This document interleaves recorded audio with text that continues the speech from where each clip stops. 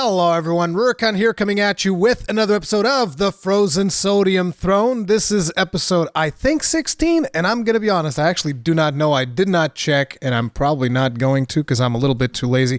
Accolonn, how are you doing, sir? Sup, ladies and gentlemen. Sup, Rurikhan. I am good. I am very good. We've got a plethora of topics, obviously, that needs to be discussed this week because... While World of Warcraft is on a little bit of a fucking hiatus, I don't know what they're doing, but they're basically the only new thing that's been announced is that the alpha that neither of us are playing is now the beta that neither of us are playing. Yeah. So that's really the only WoW news at the minute. You want to know the best part? Like, I became aware that the beta started today because I was going over stuff, and on YouTube, a video from Soul Breezy popped up. And it said, the beta is live now. And I was like, huh, let me see if they gave me access to that, which obviously they didn't. But I was just like, oh, I'm just open up Battle.net just out of curiosity. Give Blizzard a monthly active user on their crappy There you go. Blizzard loves you. Yeah, Blizzard loves me for just opening the launcher. And guess what instantly popped up right in my face like a bukkake? What? Imagine. Wrath of the Lich King Heroic Edition and Wrath of the Lich King Epic Upgrade. Dude, you know what I don't understand? And this is just like, I would not mind if Blizzard re-released a new Legendary Edition physical copy, right? So a collector's edition for each of these old school games. But these are old games, and you are fucking releasing heroic and legendary editions. It's like, dude, these games are old as shit. What are you talking about? So, like, just let me tell you why they do it. Because people will fucking buy them. And they're like, hey, you know what? You know what we like over here at Activision Blizzard? We like fucking money, bro. All the money. So, boom, there it is. Heroic and epic upgrade. And it's like, the interesting thing was, because like, I didn't even look too deeply into the Burning Crusade one. I remember there was like a mount and there was a boost, which didn't even make sense because boosts they weren't even doing boosts back during the Burning Crusade days. So, yeah, they're not supposed to exist. So it's like, you can just scrap the world classic right off of there because there's nothing classic about you getting character boosts straight off the bat, but you know, it really isn't a classic experience, not really the way that it's meant to be, because they are also really changing things, right? They're making a shit ton of changes just to, like, I guess, make the game easier for people or to make it more palatable for people, which is the opposite of what a rework would be, or not even a re-release would be. If you're going to do a classic re-release, it has to be the exact same game, no changes. And I realize people are going, oh my God, hashtag no changes. Yeah, boring, bro. Yeah, but they've changed their mind on the no changes thing. And to be honest, like, I think they should change some stuff, but I just don't think that boost should be the thing that they change. Like, if you want to change something, make the leveling experience good enough that people don't want to boost. To be honest, I think Wrath of the Lich King was when I leveled the most characters. I did not think that leveling in Wrath of the Lich King was boring at all. I thought it was pretty cool. Leveling in Wrath was completely streamlined because in TBC they fixed a lot of the issues with leveling in Classic. So those dead zones in your leveling where you would just have to grind a bunch of levels to get to the next level of the questing, those were fixed. They actually added some quests for that. And in Wrath, they sort of finished the last bit of that. It was a very streamlined leveling experience. Actually, one of the best leveling experience World of Warcraft ever had. And of course, Wrath of the Lich King's leveling experience was phenomenal.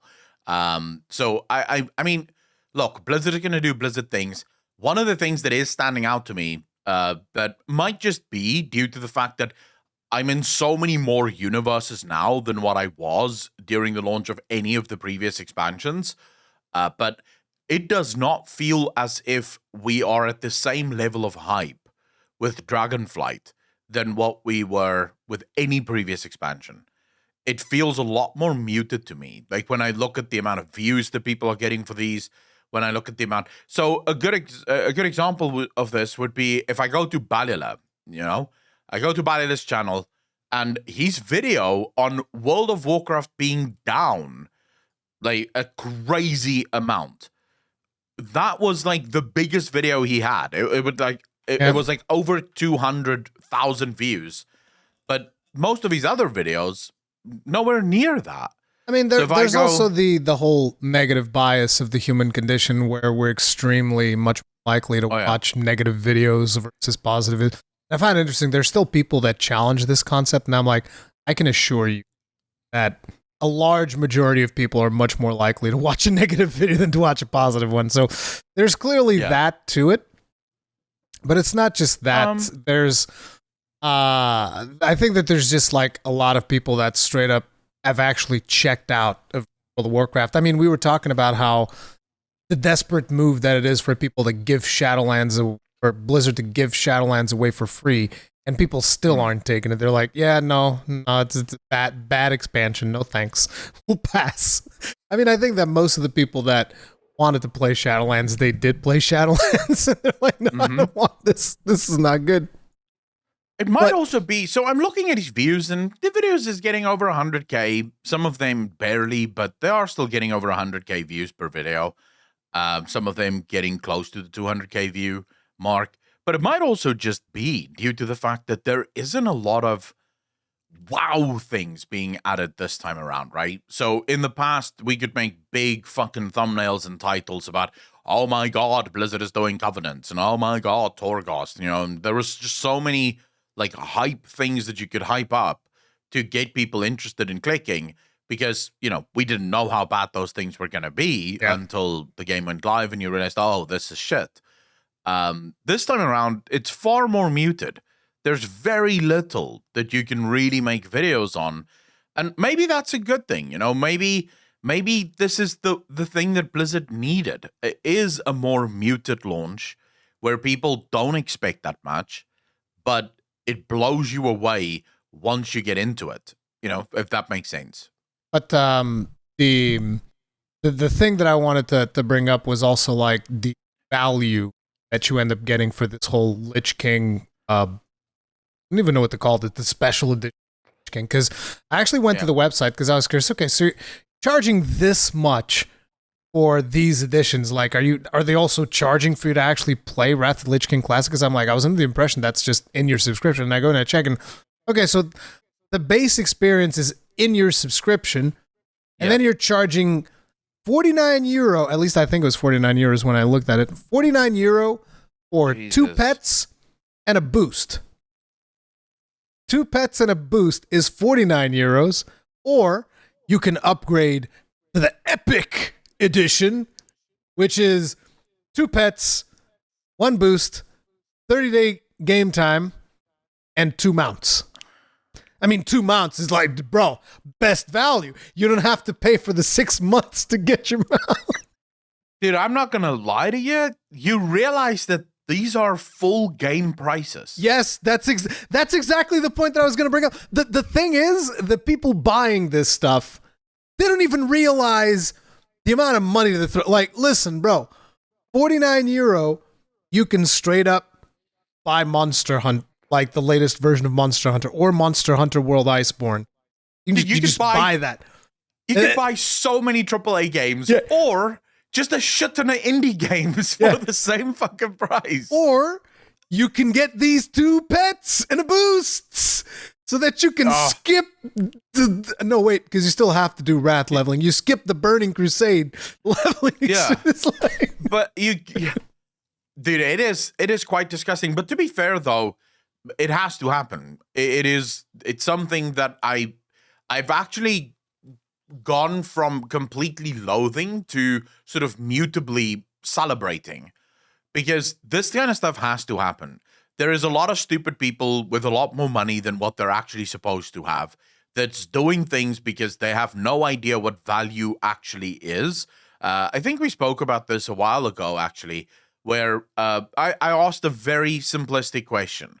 If you took the price of an iPhone, so the actual price of making an iPhone, it would not be $1,000. oh no. Nowhere fucking near $1,000.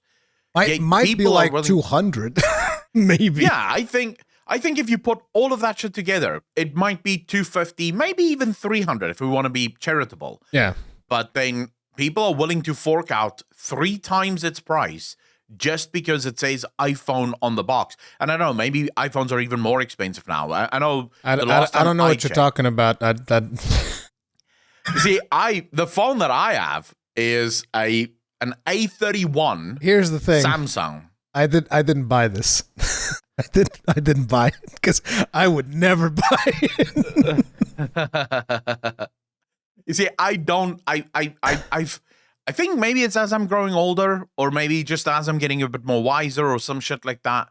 But I'm starting to look at the world and I constantly ask myself, what is the value proposition of the things that I'm buying? So if I am going out there and I'm buying, so I'll give you guys a great example.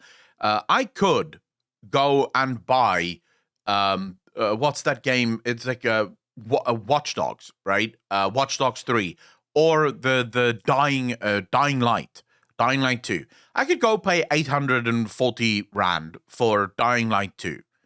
Or I could pay 849 Rand for Elden Ring. Value proposition, Elden Ring was a worthy buy for me. Oh, yes. Dying Light was not a worthy buy for me. I wouldn't buy that. I would wait for that to go on sale. I do want to play it, but I know from playing Dying Light 1, it's not that good. No, it's not worth the same price as Elden Ring. And I do this with clothing. I do this with food. I do this with everything. I look at what is the value that I'm going to get out of this item, and does it actually sort of justify the price that I'm about to pay for this shit? And if you came to me and you said, look, here is a game that is actually free with your subscription that you're already paying, but for $49.99, you can get 2 mounts and a boost. No. I would be like, go fuck yourself. 2 pets and a boost. The 2 mounts is 79. Okay, excuse me. 2 pets and a boost. I would tell you to go fuck yourself, because what you're offering me is 3 digital things. That's the price of which Accolonn, is 0. You can upgrade to 79, and then you also get 2 mounts and 30-day game time. Even then, we're talking about value, right? That's what we're talking about. We're talking about what is the value of the thing. So I'm looking at that mount, and I'm asking myself, okay, is this mount worth $79.99 or even $20? So you have 2 mounts, 2 pets, and a boost. It's right? not. It's like 2 gliders made of bones. It's 2 gliders. It's like, you know those kites that the Tuskar have? It's one of those, basically. You fly on one of those stupid kites. I genuinely believe that the stupid people have to waste their money, because in the coming recession, in the depression that is about to come, and I mean, no one is ignoring it, or no one is pretending that it isn't coming anymore. Everyone knows it's coming. Those people, the people that buy these boosts and the people that spend their money on shit like that, they're the ones getting wiped out. So that's the good news. We're not going to have to deal with them being able to purchase these things for long. And by the way, let me just tell you, if you're one of the people that bought this, we will ridicule you.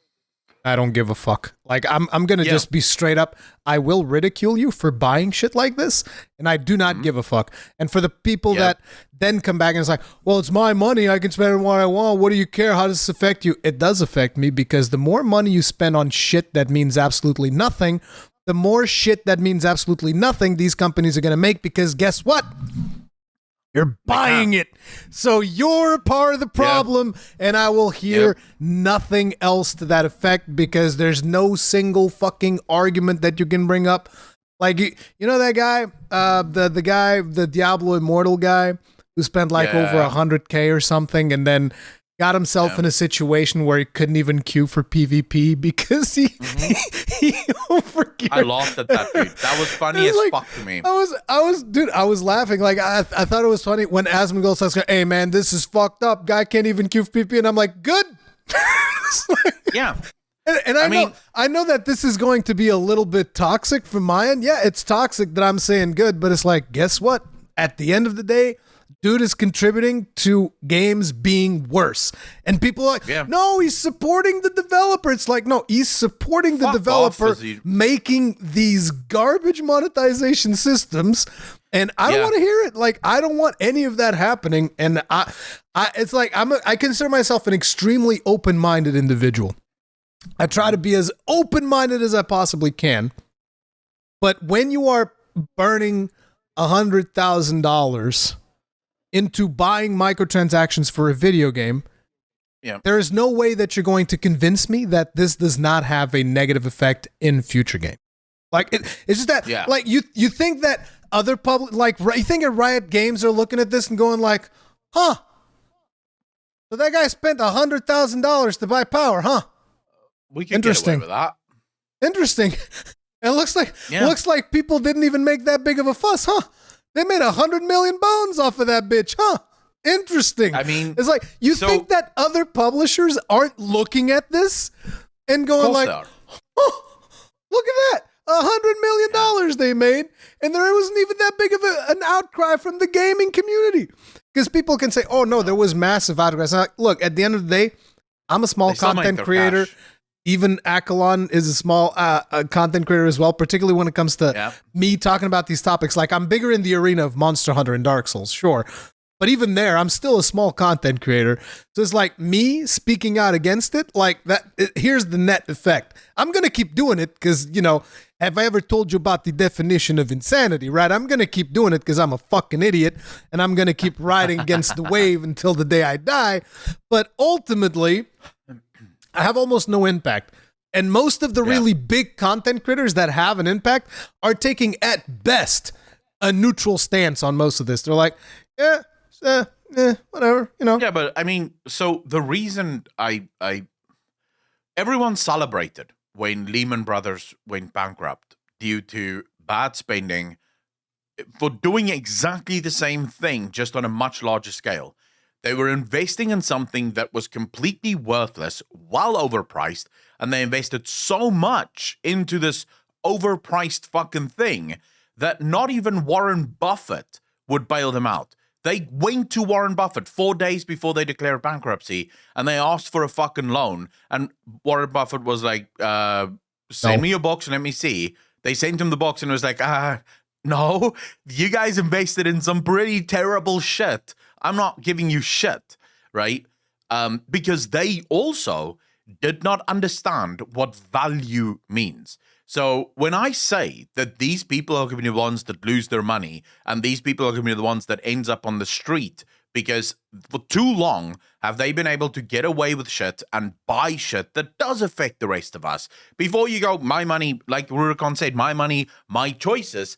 Your choices affect everyone else, because when developers learn that, oh, wait a second, we can actually get away with very, very scumbag things. And yeah, some people are going to complain, but we're still going to make bank. More and more scumbag things become a reality. More and more companies start doing it. If none of the banks were interested in buying into these Ponzi scheme housing markets, we wouldn't have had the financial crash of 2008. The reason we had it is because everyone and their mother lost their fucking minds and just went balls deep into this Ponzi scheme. Money. Look at all the money it's coming out of it.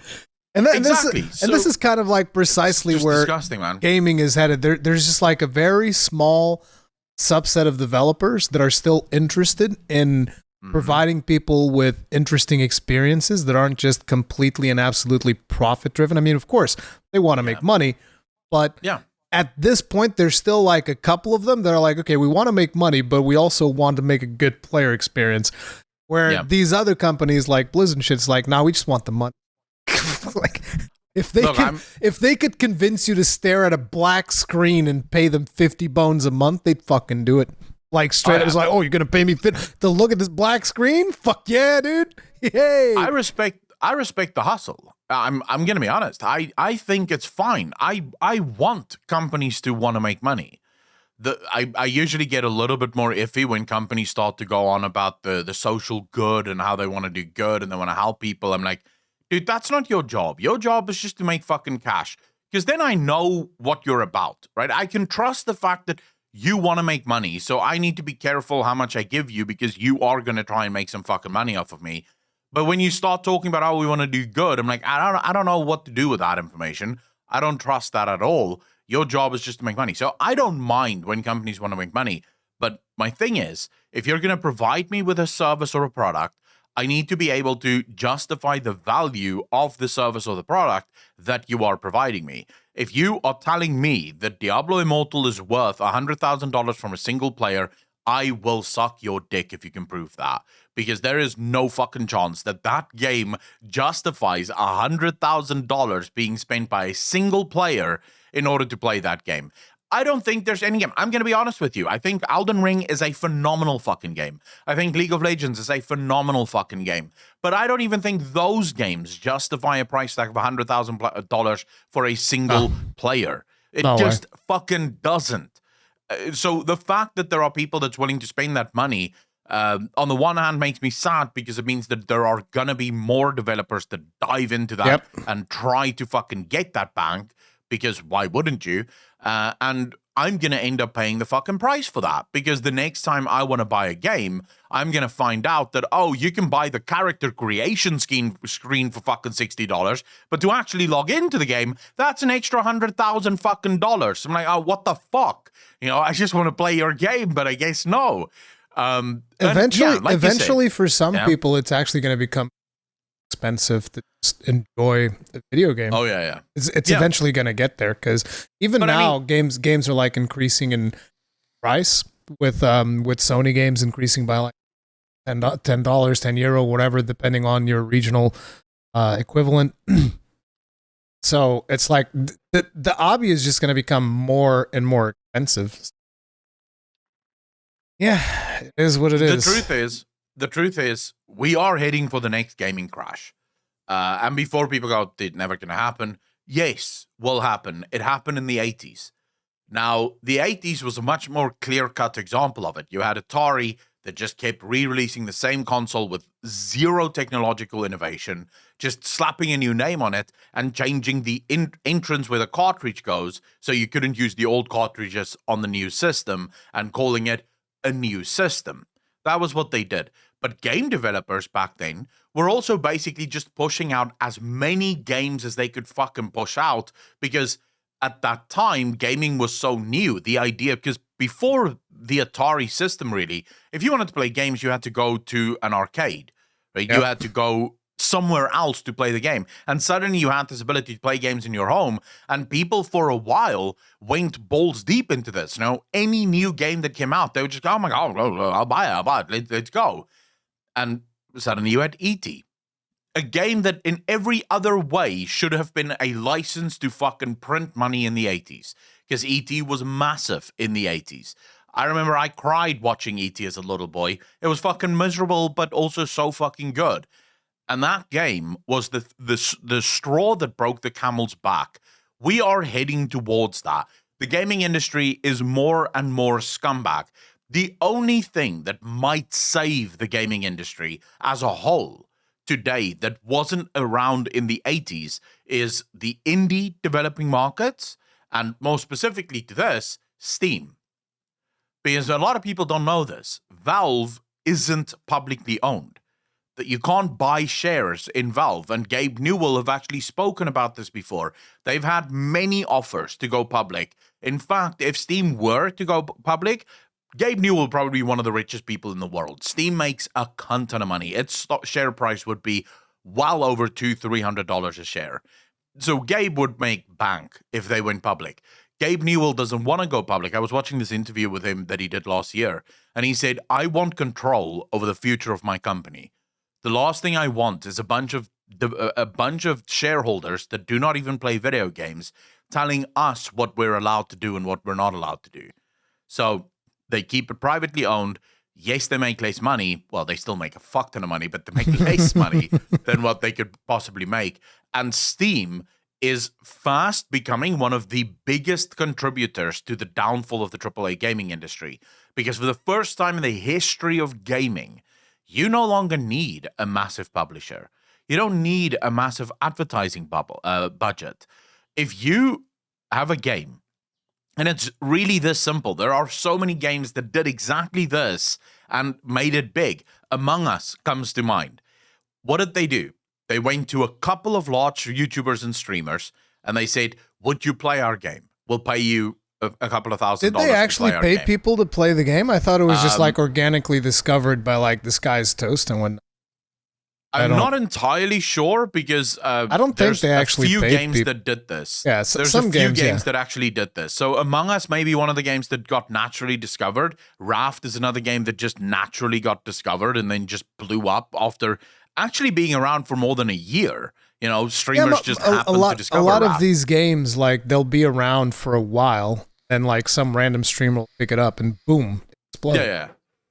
But I know for a fact, I can't remember now, but there's a game that was also very fucking popular for a while, and they actually did this. They went to a couple of streamers. It was like four or five streamers. That was and Apex. They offered them. Apex. Sorry, they paid a bunch of streamers to play Apex. Like this was back when Doc was still on Twitch, so they paid a bunch of people to just play Apex, and they played Apex, and boom.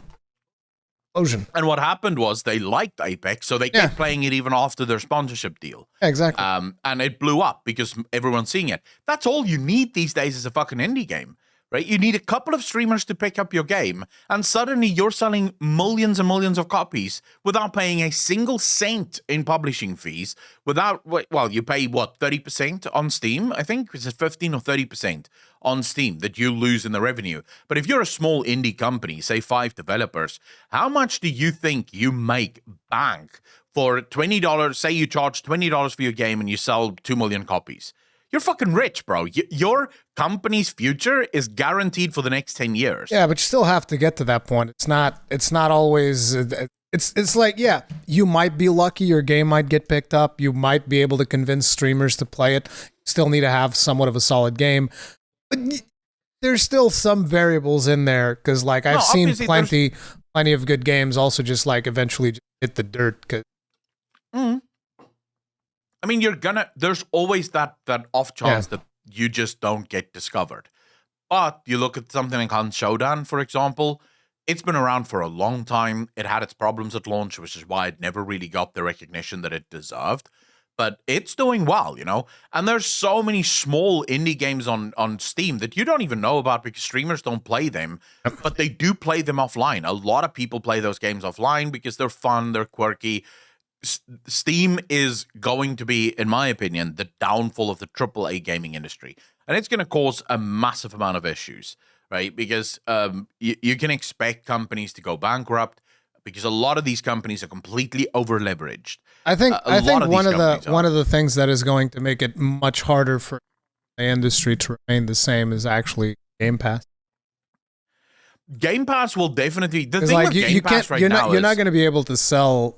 Like in the case of Sony, for instance, you're not going to be able to keep selling $70 games forever. And by the way, people might think that like, oh, Rurikhan doesn't like the fact that game. It's like no. I love the fact because as a matter of fact, Game Pass is not even something that I consider to be for me. Like I think it's a fantastic service. I think the value proposition is tremendous. But I'm an old school guy. I like physical media. I like let me give you guys an idea of how old school I am. Like I have digital versions, for instance, of Monster Hunter Rise, Monster Hunter Generations Ultimate, Monster Hunter Stories 2. I had digital versions of all of these games because Capcom sent them to me and shit. And I still went out and I bought the physical version of these games to have it. Like, that's how old school I am, that I own the bitch digitally, and I'll still buy it physically because I like physical media. And I believe that eventually, you know, servers are going to, like, just look at what Sony ended up doing with, like, the Vita and shit, like turning off the store. You can't buy new things for the Vita. Nintendo was trying to do the same thing for the 3DS. I don't remember if they went through it or not. But, like, there's a bunch of these companies that are just, like, not supporting platforms. And it's like, well, when they eventually stop supporting the Switch, where does that fucking leave me with all of my digital games?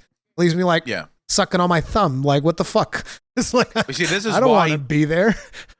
But this is why I view Steam as kind of owning the physical copy. Because with Steam, once you buy the game, you don't even have to be logged in order to play the game, right? You can play the games offline. You can set Steam to go offline, but you have to be online when you do it.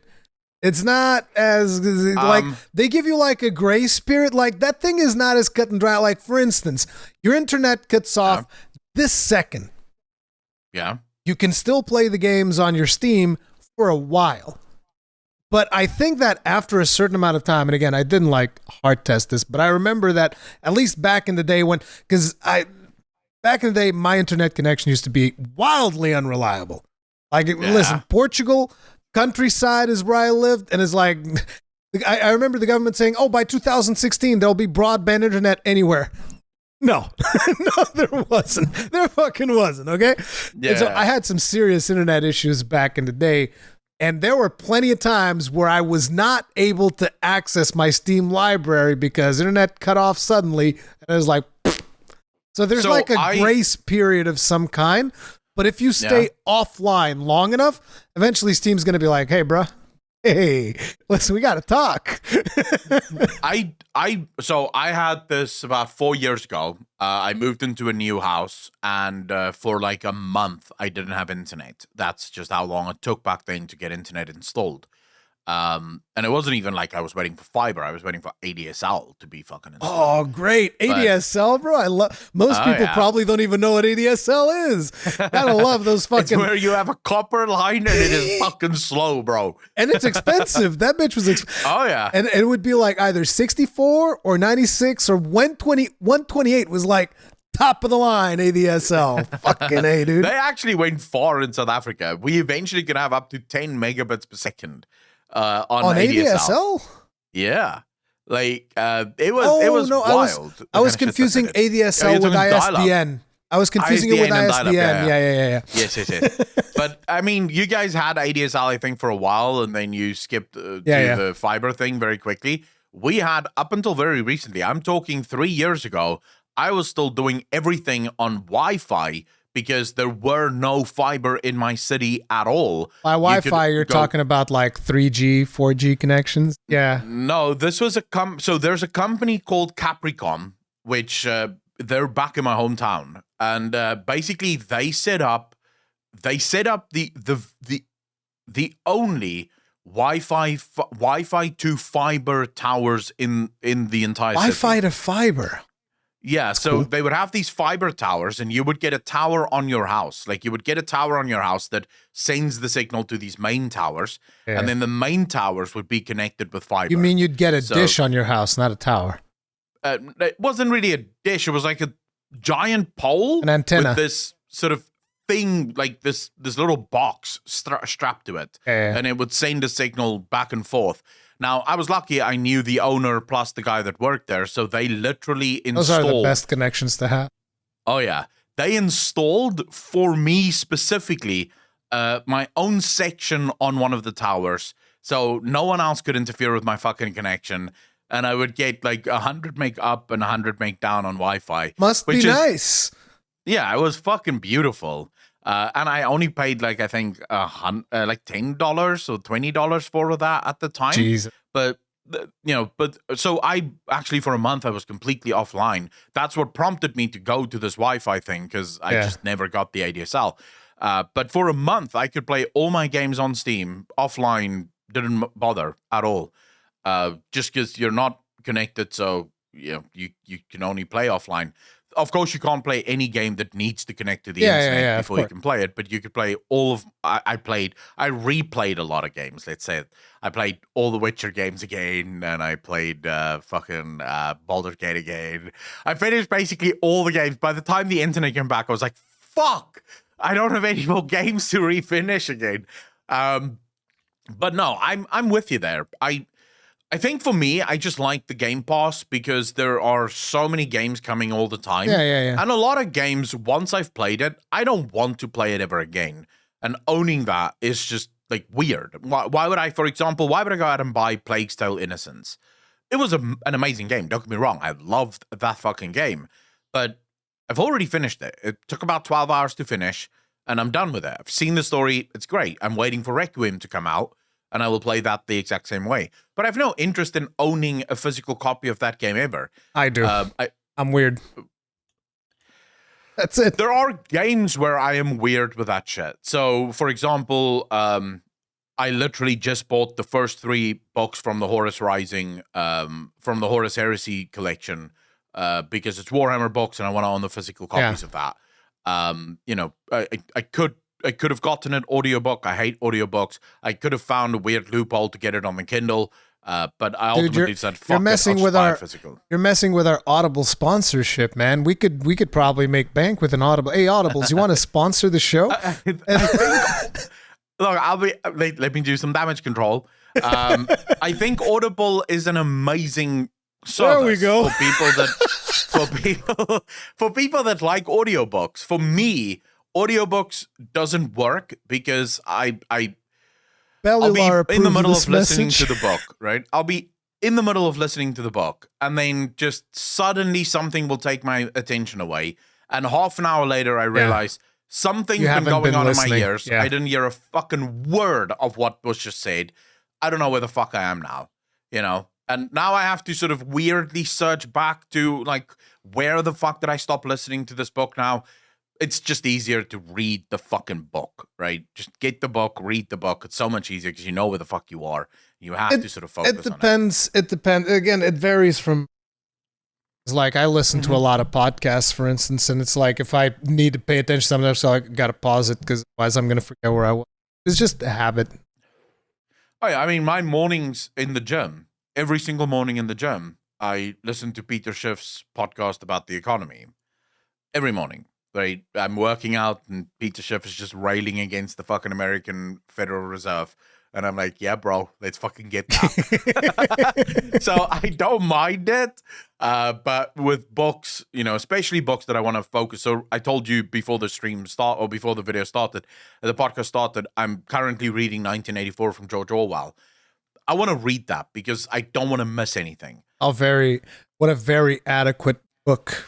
Times that we live in nowadays. Dude, that book is wild, man. Like, super fucking wild. I mean, I knew all of the broad strokes because I've read multiple synopses about the philosophical things that happened in 1984.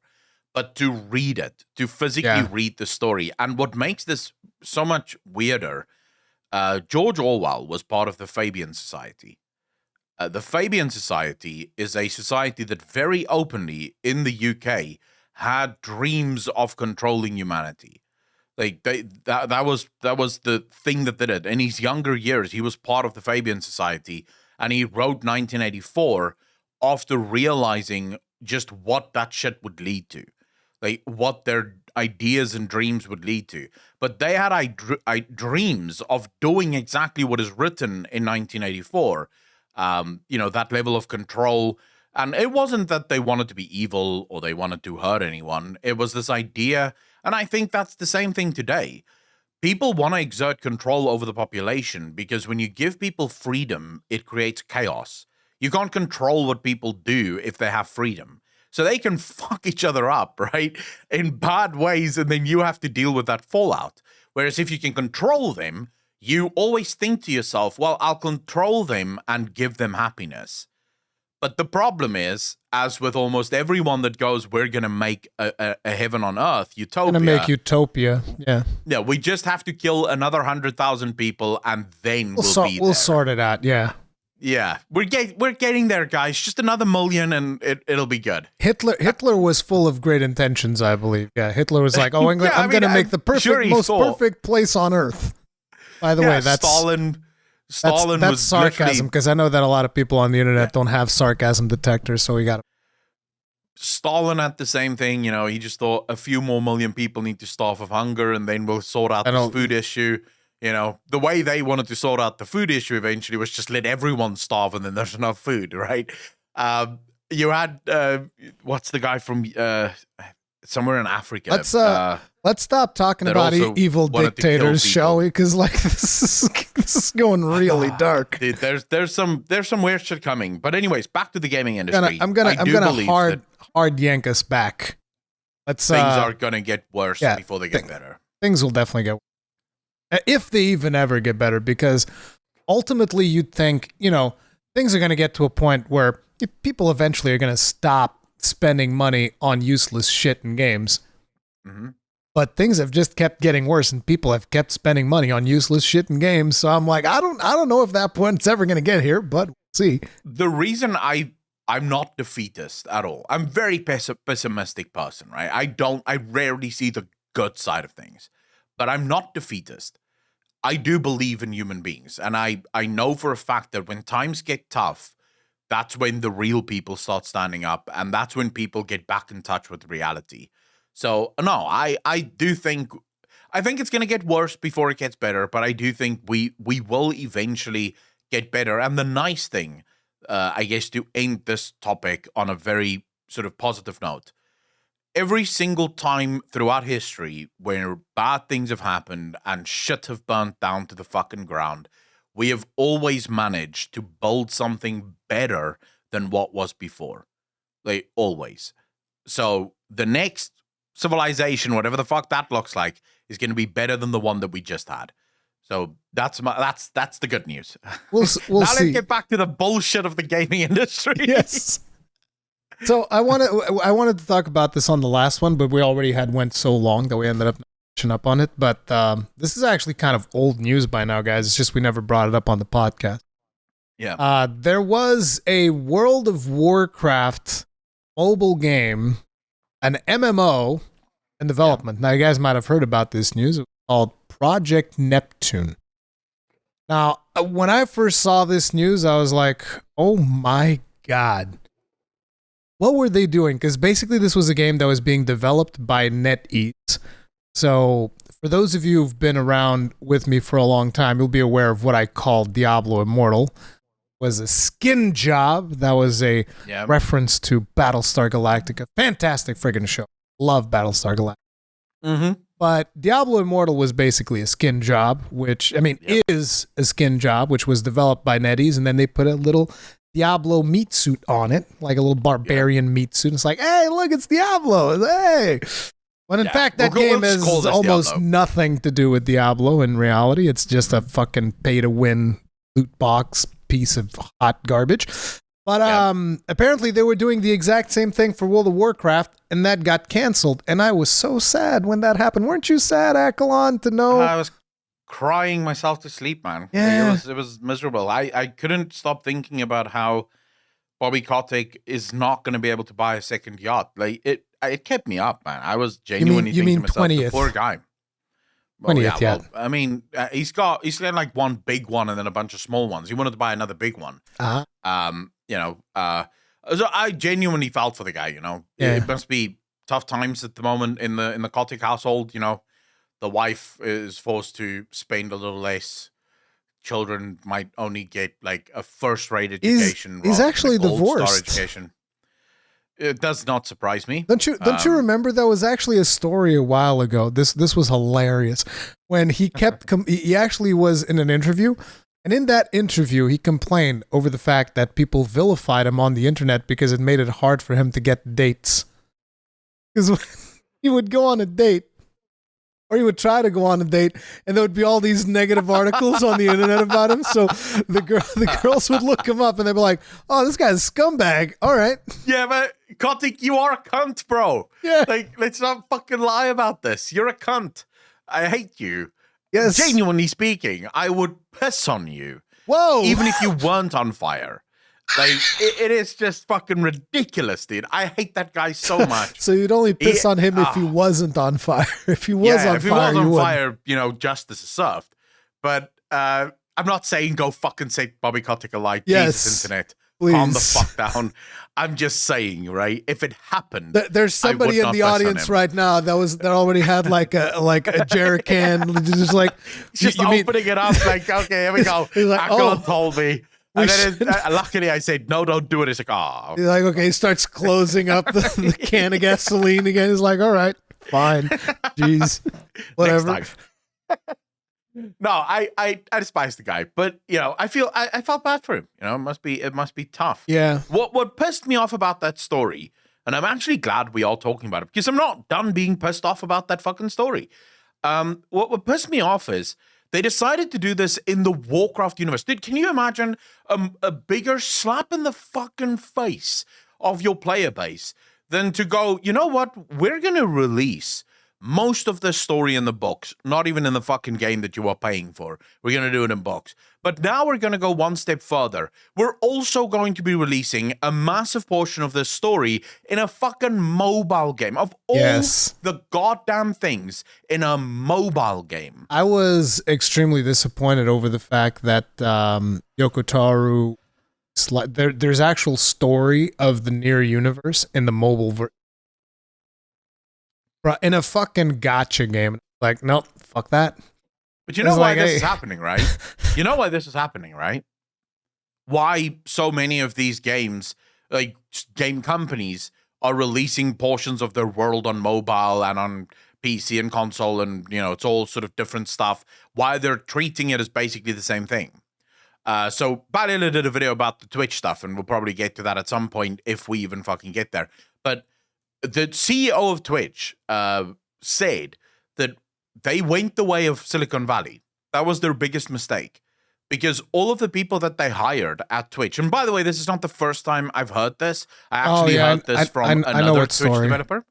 Yeah. They went the way of Silicon Valley. So eventually they hired so many people coming out of Silicon Valley that none of the people that worked at Twitch had anything to do with Twitch. They don't watch Twitch. They have no idea what streaming is about. They're not gamers. So they're making decisions based on how YouTube would make money and based on how Facebook would make money, not based on how gamers would want to consume content. And this is exactly what happened to the gaming industry, because all of these gaming companies have a circle jerk going on in Silicon Valley, right? They're all literally within walking distance of each other. They only hire people that basically come out of Silicon Valley or come out of universities that train people for Silicon Valley. So these people that is currently working at these gaming companies aren't gamers. So in their minds, what's the difference between mobile and PC? There is no difference. It's a fucking screen that you can play games on.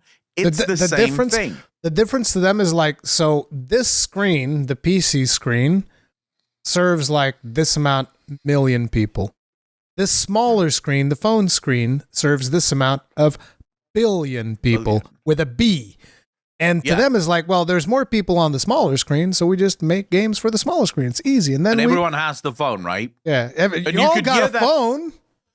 But people sort of joked about Wyatt Chang saying, "Don't you guys have phones?" And it wasn't Wyatt Chang who said it, but he was on stage. The guy that was with Wyatt. It was one of the other guys.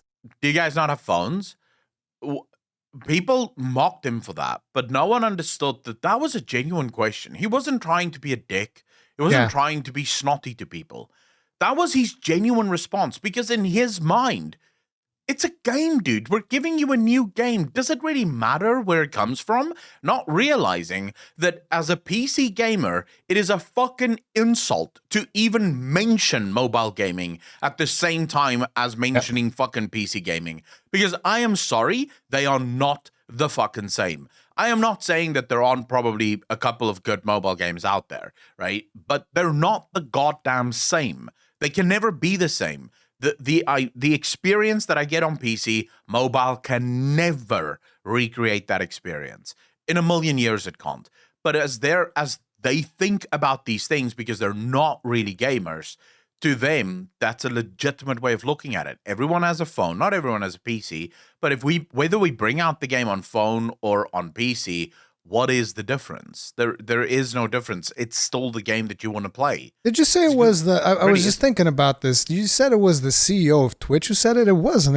Wasn't that DJ Wheat? It was like community. No. It was the CEO. So Balila in his video, actually the CEO of Twitch, the one who left, not the one who stayed. The one who left. The one who left. He was the one who said that was Justin, right? Because before the website was called Justin. The guy who owned it was Justin something. The guy who founded the company left very soon after they were acquired. And then then one of the people that was at the founding of Justin TV became the CEO, and they were the CEO for quite a while. And then they stepped down, and then this new fucking guy is the CEO that basically never does anything. Yeah, but basically this is the whole thing where you really need a tight-knit team if you want to work projects. Like, if you want something to be successful, you need a team of people passionate about product. Yeah. Like, it's just that simple. You need people that are passionate about the thing that they're working on. Yep. Clearly, the people over on Twitch are not passionate about actual gaming, which is very easy to see by the way that the website goes. But it's kind of like the same thing in Diablo Immortal. Most of the people working on Diablo Immortal, it's like, to me, it was like the artists, I feel like, did a fantastic job. I know you're not a big fan of the art style of Immortal, but I personally like it. I think that the art style is fine. I like the animation work as well, is really good. But the gameplay itself is terrible. It's like... No, I mean, it's not innovative. It's nothing new. Yeah. There's nothing in Diablo Immortal that PC can't do a million times better.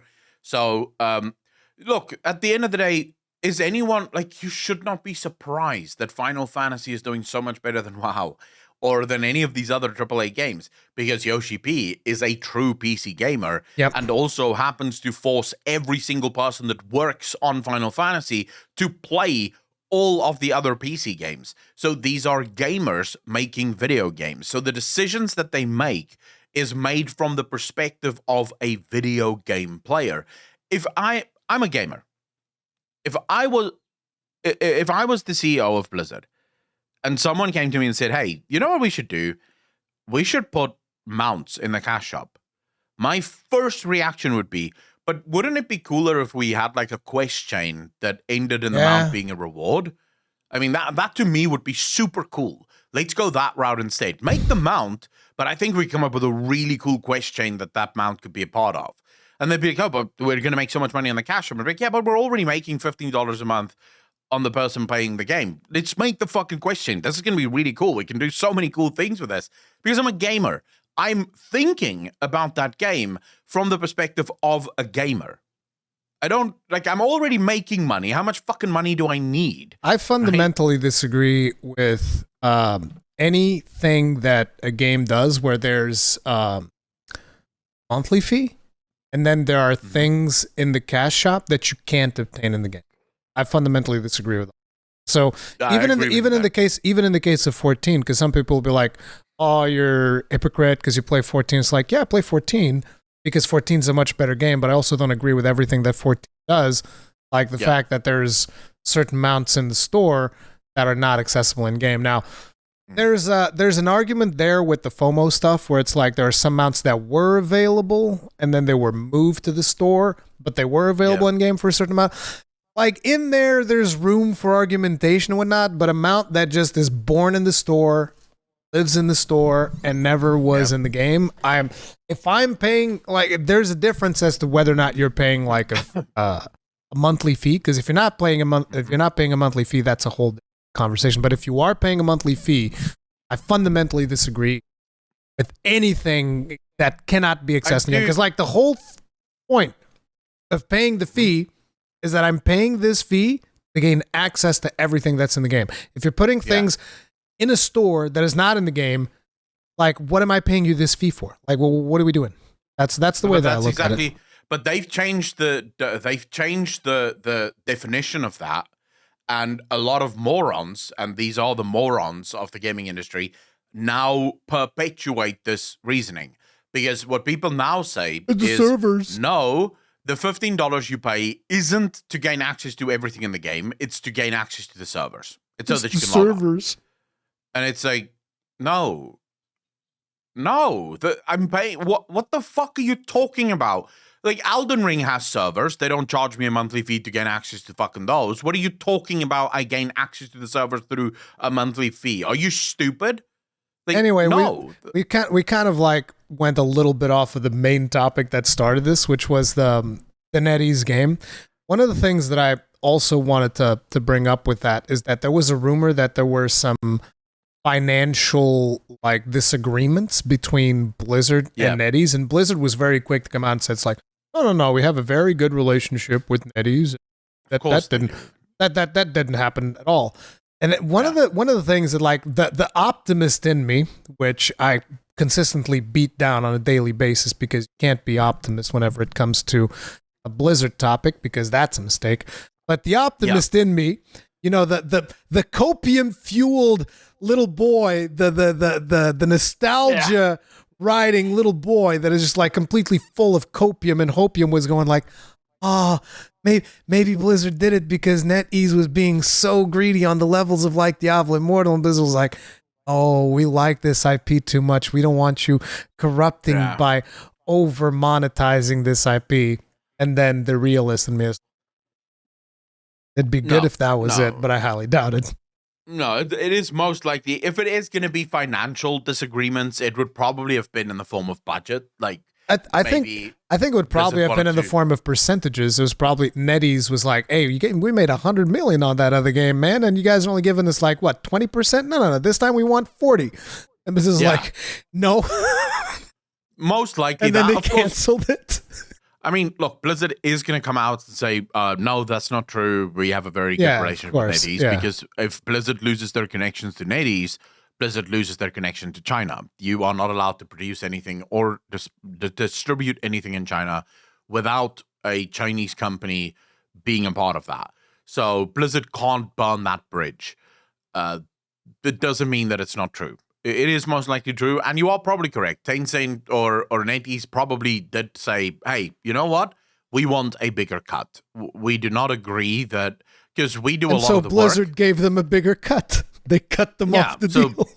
Blizzard eventually said, no, never mind. Let's just scrap this idea. That thing was in development. I don't think the idea is going to be scrapped. It was in development for 3 years. Yeah, I think it's just going to be picked up again. They will eventually sort this out, because a lot of people don't even understand this. It's one of the topics that we have on the list that's probably so way down, so I'll just mention it in brief passing. Microsoft released an article talking about their acquisition of Activision Blizzard, and in the article they say why they did it is because of all the mobile games that Activision Blizzard is working on. I was so disappointed when Phil Spencer said that.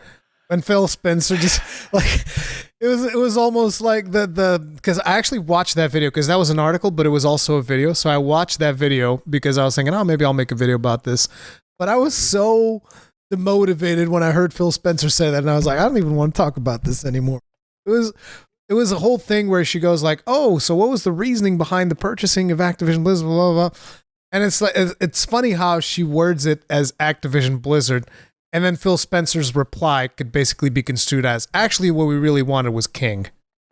We just wanted King. We wanted King, and we got Call of Duty as a bonus, kinda. Well, and then the rest of the trash that Blizzard brings to the table is whatever.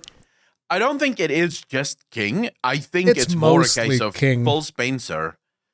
Obviously, he's in the Silicon Valley thing. He knows what Blizzard is probably working on. He probably went to Bobby Kotick beforehand, and he was like, so what projects do you guys have in the works? We may be interested in buying you, but we want to know what projects you have coming up. And Bobby Kotick sort of probably showed him. So people don't even know this. Blizzard have an entire division headed by the previous co-owner of Blizzard. So this is the guy that founded Blizzard Entertainment alongside Mike Moran. Alan Adam, yes. He runs Blizzard Next, which is a division within Blizzard Entertainment. Sorry? I thought that division has like stopped working or something. No, No. They are. So he ran a division, then left the company after that division got closed down, then came back to Blizzard Entertainment a couple of years ago, maybe 3 or 4 years ago, came back to Blizzard, and then started this new division. Now, this new division, they are basically the foundry for Blizzard. So they are the ones working on brand new IPs and ideas that has nothing to do with any of the other teams. Basically, all of the developers that's tired, in their own words, of working on the major titles, they join one of the teams in this foundry place. Now, all of the games that they work on are mobile. Literally every single one of the games that they come up with is mobile. They call it the next generation games, but it's all mobile. So I can tell you now, Bobby Kotick probably gave Phil Spencer a rundown of 6 or 7 titles that's coming out from Blizzard Entertainment in mobile. We know that Call of Duty Mobile is massive, and they're probably going to do a lot more with Call of Duty Mobile. King is a giant, so for Phil Spencer, it is just a sort of argument of, hey, we can get all of these games on the Xbox Game Pass, so the Game Pass then becomes a mobile offering. Microsoft is already uniquely situated because when it comes to Microsoft and the Game Pass, you don't actually have to choose which platform you play the games on. Because you can play in some any cases. In some cases, you do. Not every game, like the PC version of Game Pass, does not have every game that the Xbox has. Xbox has. That's true, but that's more a limitation in terms of licensing. What I'm talking about is they have this Xbox Game Pass thing. It's the Microsoft streaming platform, which Microsoft you can Cloud. take any. Xbox you can Cloud. take any of the PC games in the Game Pass and stream it through your mobile phone, right? So it sort of eliminates that whole, these are mobile games and these are PC games. It's like, no, these are just games. You can play it on any device you want. But then they bring in all of these mobile offerings from Activision Blizzard, and suddenly they can go, so if you're a phone user, purchase $15 a month, purchase the Game Pass, right? Then you get access to over 200 games that you can stream from your phone on your phone. But also, you get access to all of these exclusive mobile titles that we now own. So it is, for Microsoft, it's a no-brainer. Their Xbox streams, cloud services, allows them to basically say, we are a gaming company. And it doesn't matter what you play on, you can play on anything. And I do think, so the division between the games that's available on Xbox and the games that's available on PC that gap is slowly closing. More and more games are sort of moving over to both. And I do think probably within the next 2 years, Xbox is going to reach parity, where every game that's available on the Xbox console is going to be available on on Windows. It makes sense for their model. Yeah. I mean, Xbox Game Pass is going to be massive, and it's just going to continue to grow. Yep, 100%. And that's kind of like where the industry is going. Now, my big concern is that you probably remember back in the day when the whole streaming thing started happening, Netflix was the place to be, right? Everything is on Netflix. But not shortly, but a couple of years after, what started happening? Okay, so now we have Netflix. I mean, in the current day, we have Netflix, we have Amazon Prime, we have HBO Plus, Disney Plus, Hulu. Yeah. You have like a million different streaming services, and all of them have like a different show here, a different thing there. And that is actually kind of a problem, which is going to start happening. It's already happening in a way because PlayStation's also got PlayStation Plus Next, whatever it's called. Yeah. No, actually, I think it's PlayStation Plus Extra, and that is also bringing in a bunch of different games that are not on Xbox. And it's just like it's always about segregation, and I kind of just feel like, eventually we need to come to a point where these just need to be platforms, and you just choose your box, and then you just get everything else. Well, but it's going to be a while before we get there. The nice thing with gaming is I envision a world in which you're probably going to have two. You're going to have the Sony thing, because Sony and Xbox is just never going to work together. And then you have the Xbox Game Pass. But you've already had this. You had the Ubisoft Plus. You had Ubisoft Plus in terms of it was literally just the plus sign. Like they didn't even write the plus bit. And then you have Play and Play Pro from EA. They tried this. It is failing miserably. Yep. So nowadays, all of the Play games that you get for EA is also available through the Game Pass. So if you pay the $15 a month for Microsoft Game Pass, you get access to the games from EA. And Ubisoft is rumored to move all of the Ubisoft titles also into the Game Pass within the next few months. So, because it's not working. You see, the problem is, I think where gaming is different to, movies and series and things like this, games are much more of a long-term commitment. So it is entirely plausible and possible for you to pick up a game and play that for the next month. Now, you have to justify paying $15 a month in order to play this one game that you maybe want to play from one company. So EA, for example, brings out their EA Play Pro. And it's like, okay, but I only want to play the Legendary Edition. Am I going to just buy the Legendary Edition? Or am I going to pay the $15 a month just so that I can finish Mass Effect Legendary Edition? It's like, what's the fucking point? So it's a lot harder to do do the HBOs and the Universal Plus and shit, because it is a lot more. It's a lot more of a long-term investment whenever you get into video games. So I think at the end of the day, we're going to have 3 places you can buy video games or get access to video games. One is going to be the Game Pass. The other is going to be Sony. And then finally, it's going to be Steam. And that's it. Those are your 3 options. You get 2 subscription models, and you get 1 buy your games and own them, right? Yeah. I think that's it. Epic Games might still be around, although I we'll don't see. know. We'll see how that pans out. But like that right now, it just feels like a huge unknown. And if people start going the way of like services here, services there, like you're going to start having problems, because this is one of the reasons why most MMOs are not going for the subscription model, because they know they can't get away with it. Like, look, I'm either paying for World of Warcraft or I'm paying for 14. And it's like, there will be a couple of people that maybe pay for both. I don't think you're going to have a lot of people that are going to be like, oh yeah, I'm going to pay for these 2 and then I'm going to pay for this other one. And the other. There's too many subscriptions to like everything. There's too much. It's too much. Oh yeah, absolutely. If you had every single company coming out with some subscription service, people would not have enough cash for it. Yeah. Especially since everyone that has a game subscription also happen to have at least 1 or 2 series of movie subscriptions, right? Yes. So it very quickly starts racking up, and you could very quickly get to a place where you're paying $300-400 a month just in subscriptions. Yeah. Which I also don't think that the subscription service for TV and series is going to last. I think there's a number of them that might be around for a while, but will eventually be replaced or be absorbed. Just because. So I don't know much about HBO, but I know HBO is a single channel in the US, right? It's like a single, they have their own channel in the US. I don't know how many offerings they have. So there might come a point where they don't have enough shows to really justify paying a continuous subscription. Because I know a lot of the streaming services, Disney, for example, complained about that.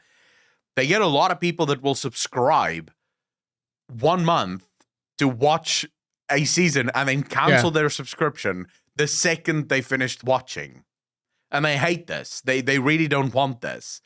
And it's like, yeah, but it's going to happen because you don't have enough shit there to keep watching. You better make your business model around it, because it's going to happen. Like if I was subscribed to Disney Plus, it'd probably be like, oh, I just want to watch The Mandalorian, and then boom, and then cancel it out. Where Netflix is in the good position, I feel, that Netflix has a bunch of original shows, but they also are indiscriminate. They don't care whether Universal made the movie or whether it was Lionsgate or whoever. If that company is okay with it, they will put that movie on their platform. Whereas Universal Plus only wants Universal movies on their platform. It's like, well, you're extremely limiting yourself. Yeah. Then someone's just going to pay the $15 to fucking watch the one film and then cancel immediately because I've watched the film, right? I don't need anything else. So yeah, I think we're in an age where everyone is grabbing as much fucking of the bag as they can, right? Yeah. But it is going to die out. It will eventually sort itself out, and we will eventually see sort of normality return, I think. I hope. And speaking of companies grabbing the bag, Sony's making a run for it as well, which was a topic we wanted to talk about last week. Increasing the price of the PlayStation 5. This is one of the weirdest things I've ever seen. Like, we're almost coming up on 2 years. The console launch, it's gonna be 2 years in November. And by the way, for full context, for people that aren't aware, I was one of the lucky few that PlayStation Portugal was kind enough to send me a PlayStation 5.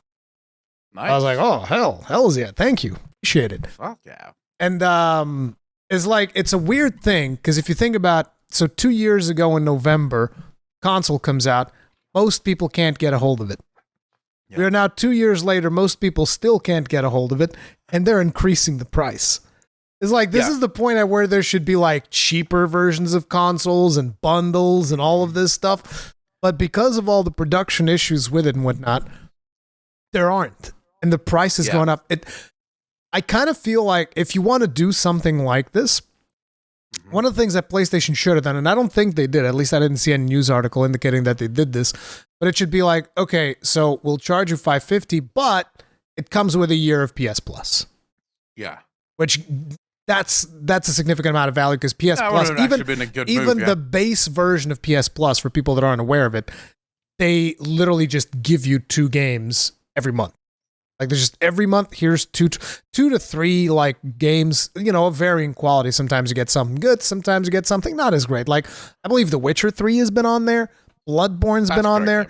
So there's been good games in the Battle Pass. I don't know which ones have been the most recent ones, but there's definitely been good stuff in the. Did I say Battle Pass? Whatever. But I mean, it was the same fucking thing. Yeah, at the end of the day. the PlayStation Plus thing. And I feel like if they were at least to say, okay, so it's $550, but to soften the blow, we'll give you PlayStation Plus for a year. I'd be like, well, that's not a terrible deal. But the fact that it's just like, no, it's just 50 bones more.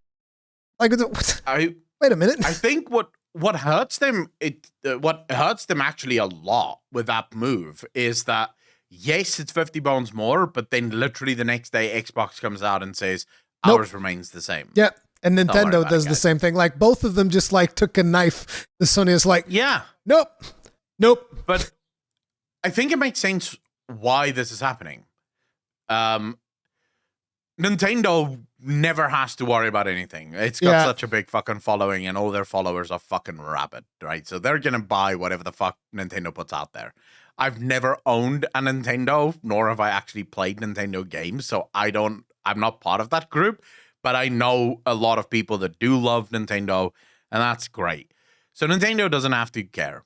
I'll tell you right now, though, I'm not like one of those big Nintendo nostalgia guys, but I love the Switch. The Switch is a fantastic. And I know that people are going to bring up, the Steam Deck is better and all of this. It's like, well, yeah, but the Steam Deck basically just said, that thing looks really cool. Let's make one of those. That's literally what they did. So it's like, I'll be honest. I see your Switch and your Steam Deck, and I raise you my PC. There you go. And I am perfectly fine, thank you. I can play all of my games without holding it in my fucking hand the whole time. I'm perfectly okay with my PC. But no, I wouldn't own the Steam Deck, and I wouldn't own a Nintendo. I've never been a fan of handheld video games. I don't understand the concept or the appeal to it. Here's the thing, though. There are people that love it. I'm not the biggest fan of handheld either, because usually what ends up happening is like if I go on a trip or something, then handheld's fantastic. Because I'm on a trip, I have like a proper way of doing stuff. It's whatever. So I've never been a huge handheld fan, even though like I own a 3DS, I own a Vita, I own a bunch of like handheld consoles. Because there were exclusive games there that I couldn't get anywhere else. So like Monster Hunter was exclusive to the 3DS for a while. Vita has some exclusive games, including one of the best. Like you would love this game, a game called Soul Sacrifice. Friggin' amazing. So it's like that's the reason why I would own those handhelds. But the problem is playing those things when I'm home, I can't do it. That's one of the reasons why people sometimes ask me, did you go into G rank in Monster Hunter 4 Ultimate? It's like, no, because it was on the 3DS. Like I couldn't play it. For starters, I can't even play it for that long. My fingers actually start hurting. Like my hands start hurting because of the poor ergonomics of the device. But on top of it, there's also the fact that when I'm home, I'm like, I have this really nice monitor in front of me. I grab this handheld and play on this really tiny ass screen. Right? So this is where the Switch makes perfect sense for me, because it's like I can take it with me whenever I have to go somewhere. But then when I'm home, I just like, boop, and now it's on the TV. And that's it. That's just it. Because like the performance of the device is terrible. The performance is atrocious. But the games on it are really good. See, the thing for me is I grew up with PC because in South Africa, handheld wasn't such a big deal. Nintendo wasn't such a big thing when I was growing up. My dad was very into PCs, so I got a PC very early on in my life. By the time we got the PlayStation 1, I already had I've already been playing on PC for probably 3, 4, 5 years at that point. So I never really got into the PlayStation, nor did my dad, nor did any of my brothers. We basically just bought another PC so that everyone could play at the same time. And that was it. My entire life have been just PC. So even nowadays, I bought that controller because I wanted to play Dark Souls. I did it for like 2 minutes on Dark Souls, and I went, fuck that, back to the keyboard and mouse. That thing is shit. I don't like. I don't understand. Controllers are good, Accolonn. They are good. They are not even close to what a mouse and a keyboard can give you.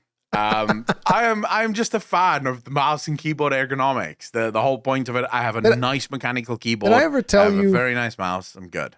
Did I ever tell you that I play Final Fantasy 14 on a controller? Yeah. So good, dude. All you controller plebs on Final Fantasy 14, bro. You have a PC, you're playing on the superior device, but no, I'll play like a peasant on a controller. Bro. It's like, why are you doing that to yourself, bro? Controller is so good. You have no... I mean, if they do proper support, like, because like 14's controller support is god tier. I haven't seen any other MMO have even remotely as good controller support. But yeah. But anyways, what I wanted to say was, the reason Microsoft doesn't have to increase their pricing is Microsoft hasn't cared about the sales of their console. Yeah, it doesn't matter. Day one. And now with the Game Pass, Xbox couldn't give two fucks whether or not they're making a slight loss on the Xbox, because almost everyone that buys an Xbox buys the Game Pass, and which is the thing that comes. That's where the cash really comes in. It's like the Xbox is basically just a small PC that you. That's all it is. I mean, the PlayStation is the same, but the thing is, for Sony, it's important for them to sell the box. Whereas Microsoft's like, we can sell our shit on PC, we can sell our shit on phones pretty soon. They probably have some kind of like a phone service. I want to be honest, I genuinely believe they do have Game Pass for mobile. I genuinely believe that Sony, you see, when Microsoft reached out to Sony, this was years ago. So there were 3 times where Microsoft and Sony reached out to each other. The very first time Microsoft reached out to Sony and they were like, hey, how about we drop this exclusive bullshit and let's just be friends. Let's have all games be available on all consoles and people just choose the console that is the best. Sony said, go fuck yourself. Why? Because at the time, Sony had all the good games. You know, this was probably PlayStation 2 era, I would imagine. I don't know this. Yeah, it's literally around the beginning of shit, where Microsoft had Microsoft had all the same games as Sony.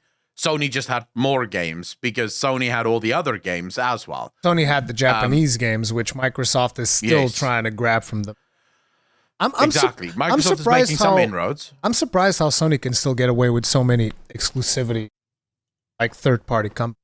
Surprised.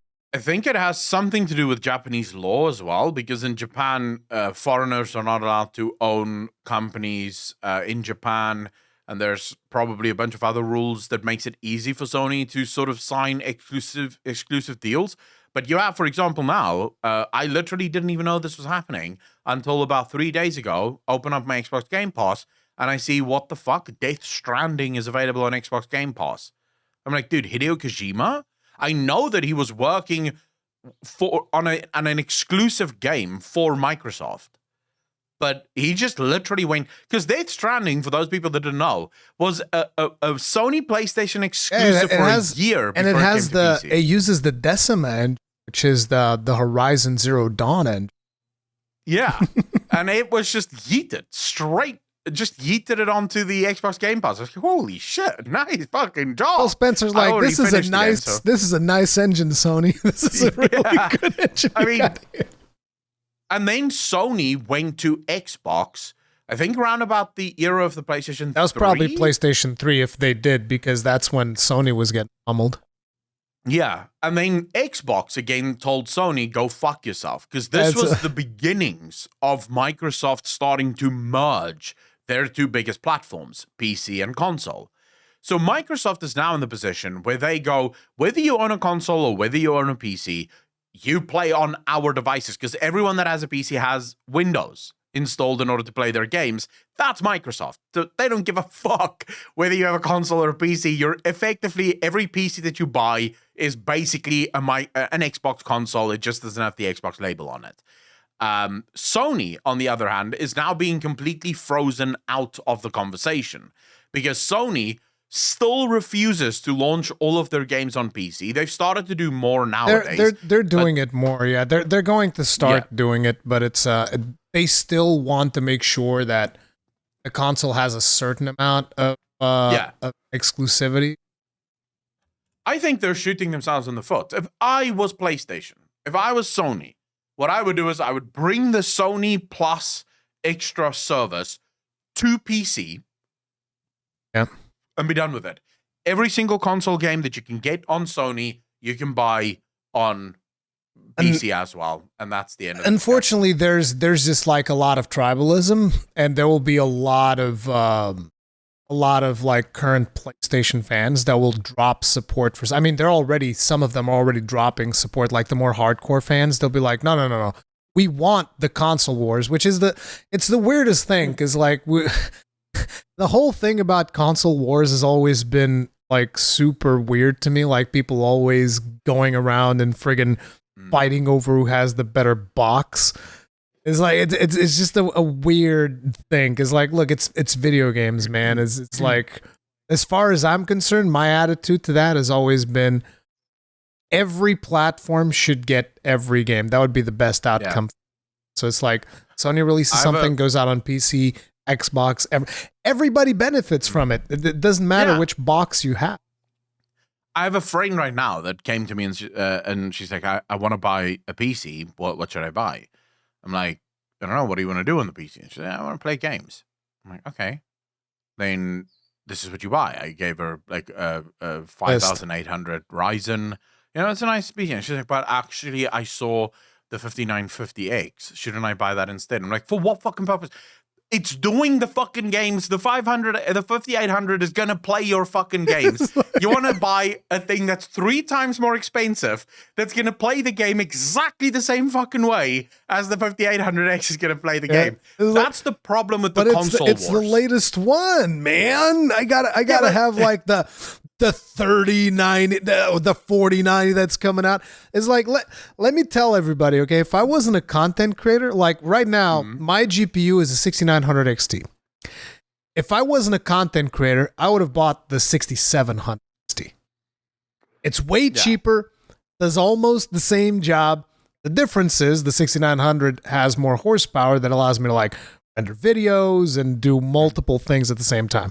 So if I was just a gamer without actually having to worry about content creation, rendering video, the number of resources I need to have available at any given time, I'd be like, 6700 or 6800, whatever. Any of these is going to be fine. Or in the case of the NVIDIA, it'd be like the 3080 or even the 3070. These are going to be fine. You don't need much more than that. It's just I currently have a 3080. And I would probably have gone 3070, even 3060 for just gaming. No, 3060. No, trust me. You don't want 3060. Okay, I have a 2060 back in the, and I know that the 20 series was garbage, but like I have a 2060, and the 2060 is it still does work. Like, don't get me wrong, especially with DLSS. Like, I was surprised with what I was able to do with my 2060 with DLSS, but still. Yeah.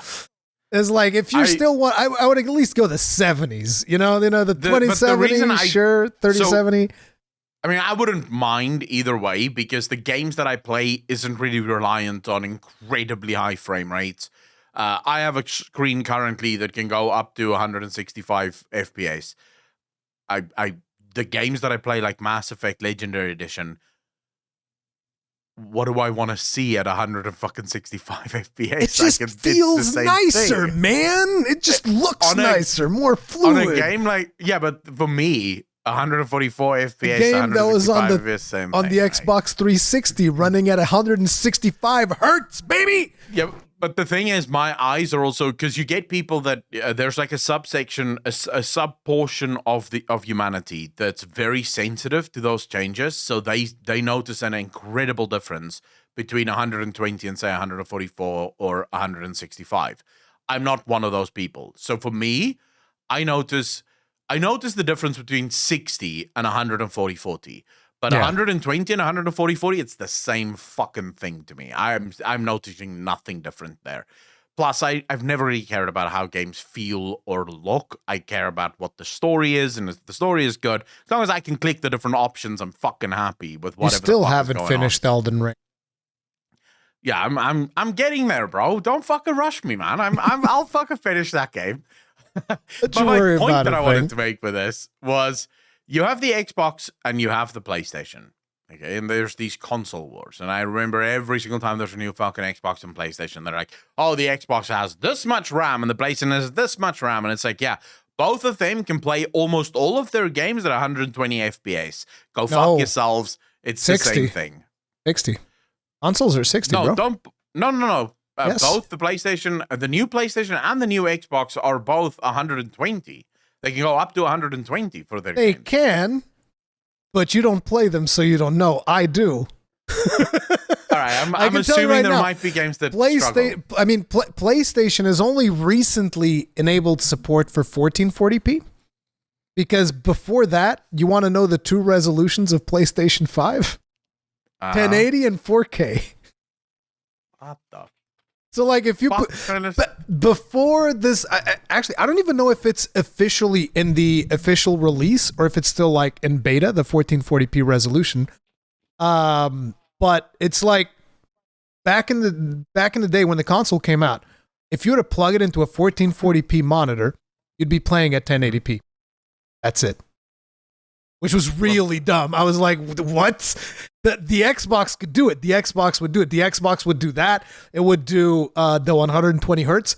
The PlayStation didn't. The PlayStation has recently also added the ability, I think. No, wait. You could do 120 hertz on PlayStation, but it was at 1080p only. You couldn't do like 14. Okay. So yeah, you can do 120, but it's like most games are shooting for 60, and there's still a lot of games that are shooting for 30 at 4K. Well, there you go. I'll just once again throw this out there. My PC have been able to do 1440p at 144 hertz per second for a really long time. Yeah, of course. So, you know, but okay. So why I don't understand the console peasants that sort of fight this, oh my God, we need the console wars. You realize the console wars is never actually going to stop, even if all the games were 100% available everywhere. But then the console wars would actually turn into something that benefits you far more than what you're currently being benefited as. Because the current benefit that you have is that every single one of these companies, Xbox, Microsoft, and Sony, just tries to get the best games on their console. And the two consoles kind of come out the same. I mean, there's literally almost no difference between the consoles. But if you made all the games accessible on all of the consoles, what ends up happening is now we're in a fight for who has the more powerful console. Yeah. Because that's the only way I can win. I have to show you that you can play this game and get a blowjob from the machine at the same fucking time. Otherwise, you're not going to buy my machine. And see, that's why Sony is not interested in breaking the exclusivity right now, because currently the Xbox is more powerful than hardware. But hasn't that been true for like the last two generations? No, the PlayStation 4 was more powerful than the Xbox One. Although when they came out with the Xbox One X, that one was more powerful than the PlayStation 4 Pro. But for the longest part of that generation, the PS4 was more powerful than the Xbox. Yeah. But then they came out with the X, which was like the most powerful console. And that one was more powerful. And now, I believe, which is something that I don't follow that much because it's slightly more powerful. Doesn't appear to make that much of a difference. As a matter of fact, there are situations in which certain games will perform better on PlayStation than on Xbox, even though the Xbox is more powerful. Because at the end of the day, it's all about how the developers use the hardware. It's about how well do you know the hardware that you're using. That's all that really. But, at the end of the day, it boils down to, and this is actually a very unknown thing, and I don't want to spend too much time on it, but almost everyone will talk about, oh my God, they're using Unreal Engine. Oh my God, they're using this. Oh my God, they're using that. And so many people realize that the thing that makes actually one of the biggest differences in terms of performance is DirectX, Vulkan, it's those programs. The literal 3D rendering program, the thing that controls all of this, that makes such a huge difference to how no matter what engine they used, if they used the wrong fucking, let's call it the encoder. If they use the wrong one, the game's just going to perform shit. So, for example, if you want to see the difference, go play Red Dead Redemption 2 on an NVIDIA card using the Vulkan encoder. I think it's called an encoder. NVIDIA, it's not an encoder, it's a renderer, but it's a renderer. Can the NVIDIA even do Vulkan? Yeah, Vulkan is open source. It can do Vulkan, but if you do it with Vulkan, it's probably going to be really bad, isn't it? The performance hit is fucking massive. The loading screens take forever. The game is buggy. The screen's buggy. I mean, but the thing is, you never want to render anything in Vulkan for NVIDIA because Vulkan is just much, at least to my understanding, it's much more optimized to AMD cards. Like, to give an idea, I actually have to replace some of the DLL files to render 14 in Vulkan. Otherwise, it crashes on my GPU. Like I had a lot of crashes in 14. Mm-hmm. Then I got like the Vulkan DLL files because it's not like an official thing. So you have to like replace these DLL files on thing. And ever since I did that, like the game renders in Vulkan, no problems whatsoever. It's flawlessly easy. Yeah. I know the reason I think Vulkan is actually the future, and I realize there's a lot of viewers that's sitting here right now going, Vulkan? What? Because no one knows what the fuck these things are except if you're like a super nerd and crap. But Vulkan, a mega nerd. Yeah. Like Vulkan is banging right now, bro. Like it is? Vulkan is bringing out so many changes. They are, I believe, within the next few years, Vulkan is going to be miles ahead of what DirectX can offer. I don't know, because let me tell you why. Because like I have seen this with OpenGL, which is kind of like another one of those, right? Yeah. And OpenGL was what was supported in Mac, because I used Macs for a long time.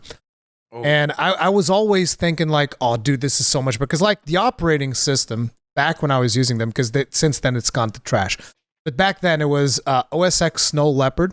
It was the peak operating system that I've ever used. The best. It was fantastic. It was not like Linux complicated, which a lot of people were like, oh my God, Linux have to do all of these things. Like, no, it was not like that. And it was just like the performance when you compared it to any Windows machine, even today, Snow Leopard was leaps and like, listen, Snow Leopard was ready to work with 1 terabyte of RAM.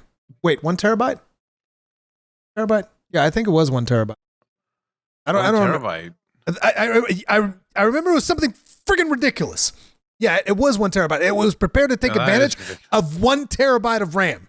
That's how forward thinking that operating system was. It was amazing. Like I would use that system and I'd be like, dude, once publishers realize that this system is so much better, they're going to start making games for it. Problem was, everybody was so formatted, still is so formatted for DirectX that they just wouldn't make games for it. Like World of Warcraft ran better on my Mac than on my PC back in those days. And the hardware wasn't even as powerful. And I was just like, bro, what is this?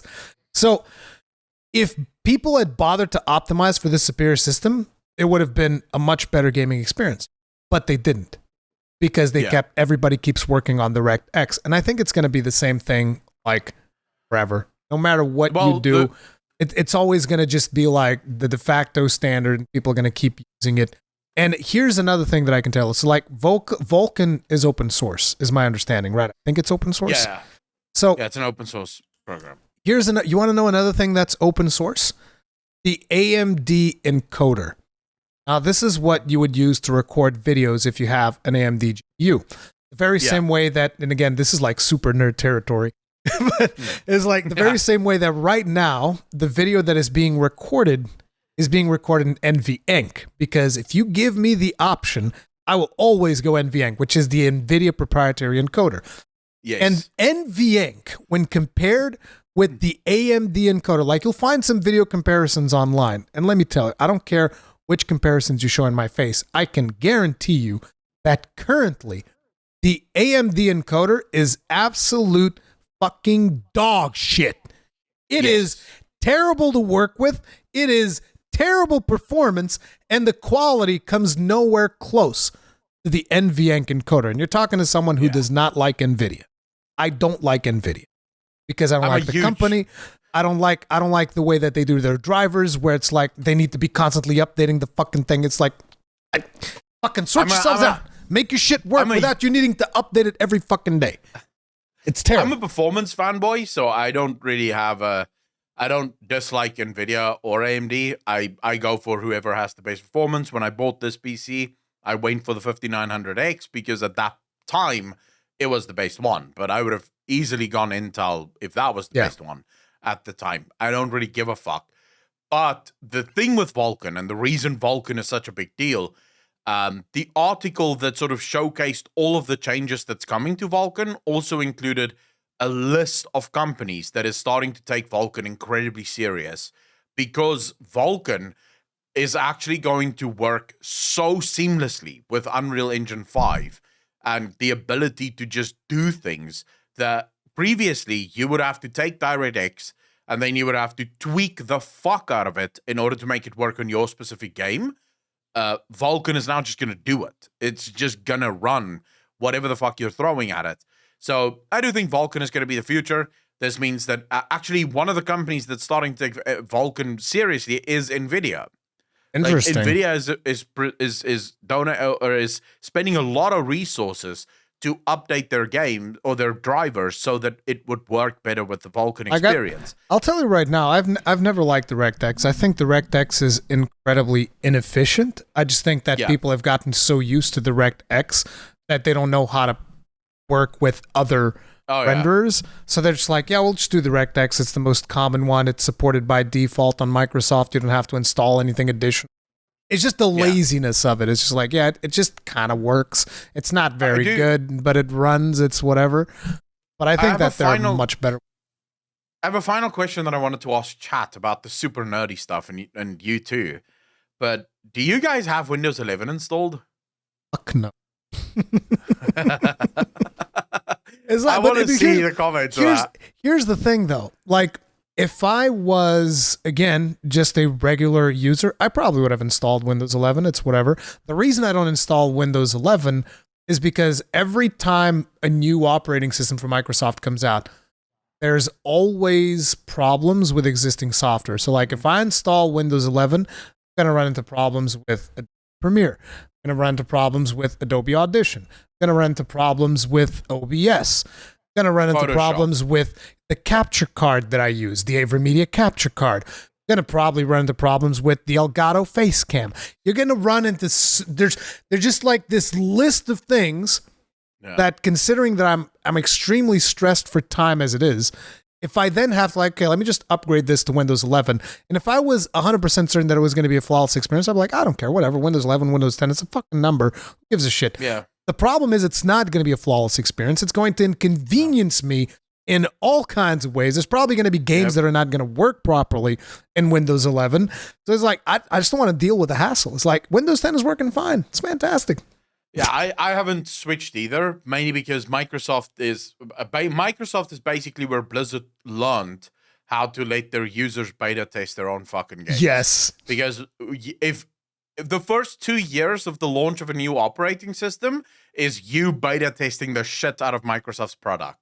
Because my brother bought a new laptop like 6 months ago, and it came pre-installed with Windows 11. So he doesn't even have the option to roll back to 10, because 10 was never actually installed on the laptop. It is only Windows 11. And every single time there's a new update, everything breaks. Now, he does data analysis, right? So his entire job is machine learning and data analysis. And then a new update rolls out, and he can't work for like 2 days because everything's just fucking broken. Yeah. I would and not. He has clients down his fucking throat. They're like, oh my God, we need our things fixed. And he's like, I can't fix fucking shit.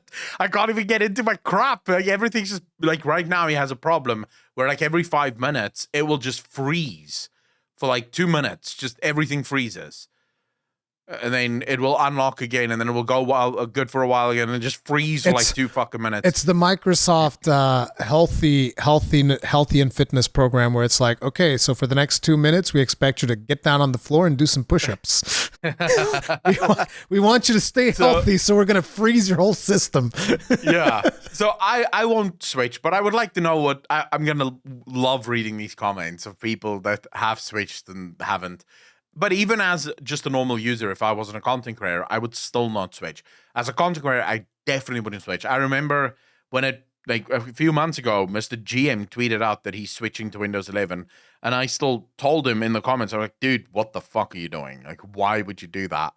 Because you might be lucky and everything just works.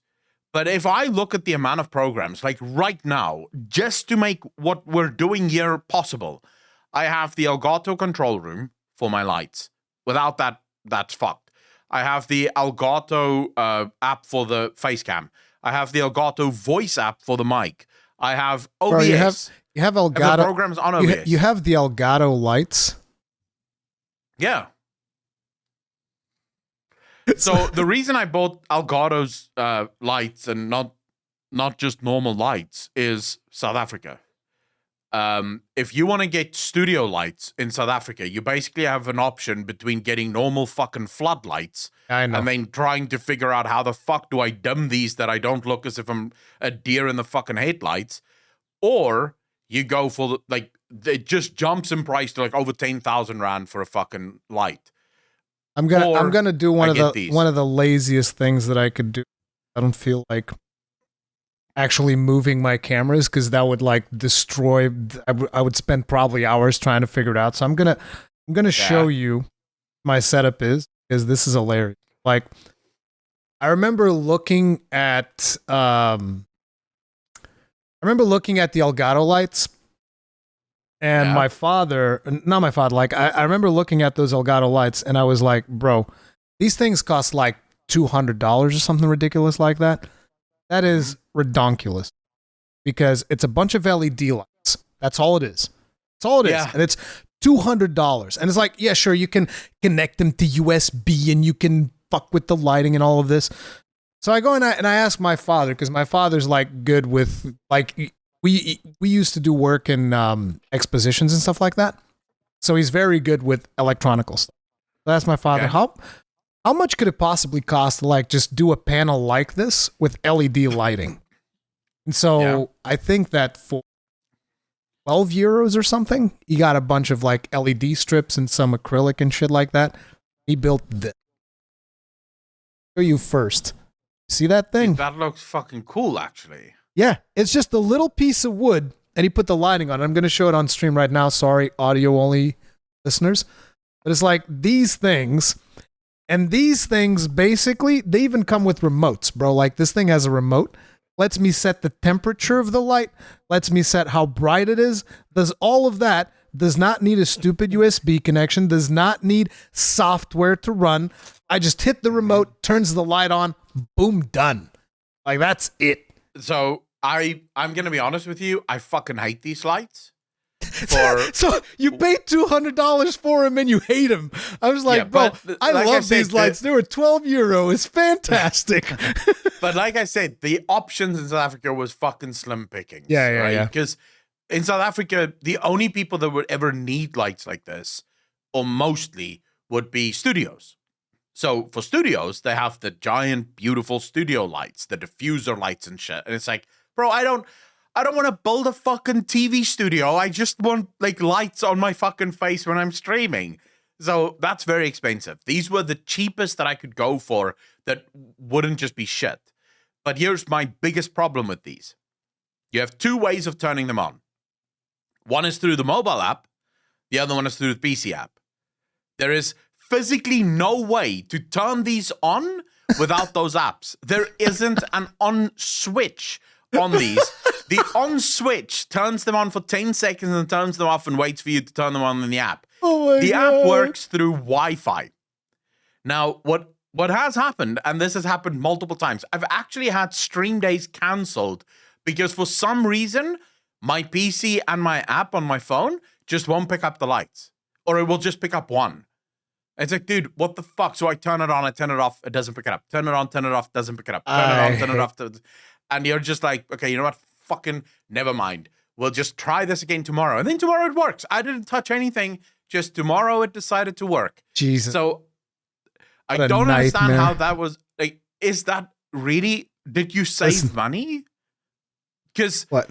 it would have been that much more expensive to put a fucking switch in the back that goes on off if you don't want to use the fucking app for this shit.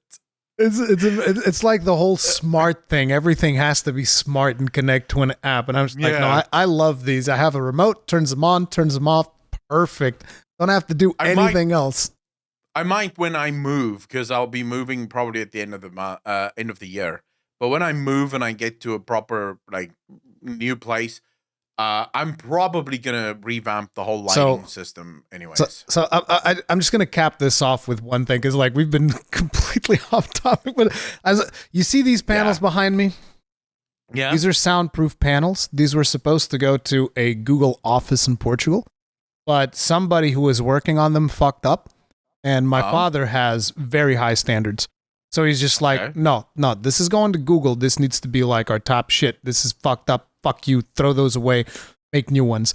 And then he just like, he put these, and then eventually when I came in here into this warehouse, it's like, oh yeah, I have these rejected panels that didn't go to Google. So the soundproofing in here is awesome.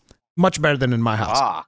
And so I have these Google reject soundboards that are amazing. But back when I started, you want to know what I did?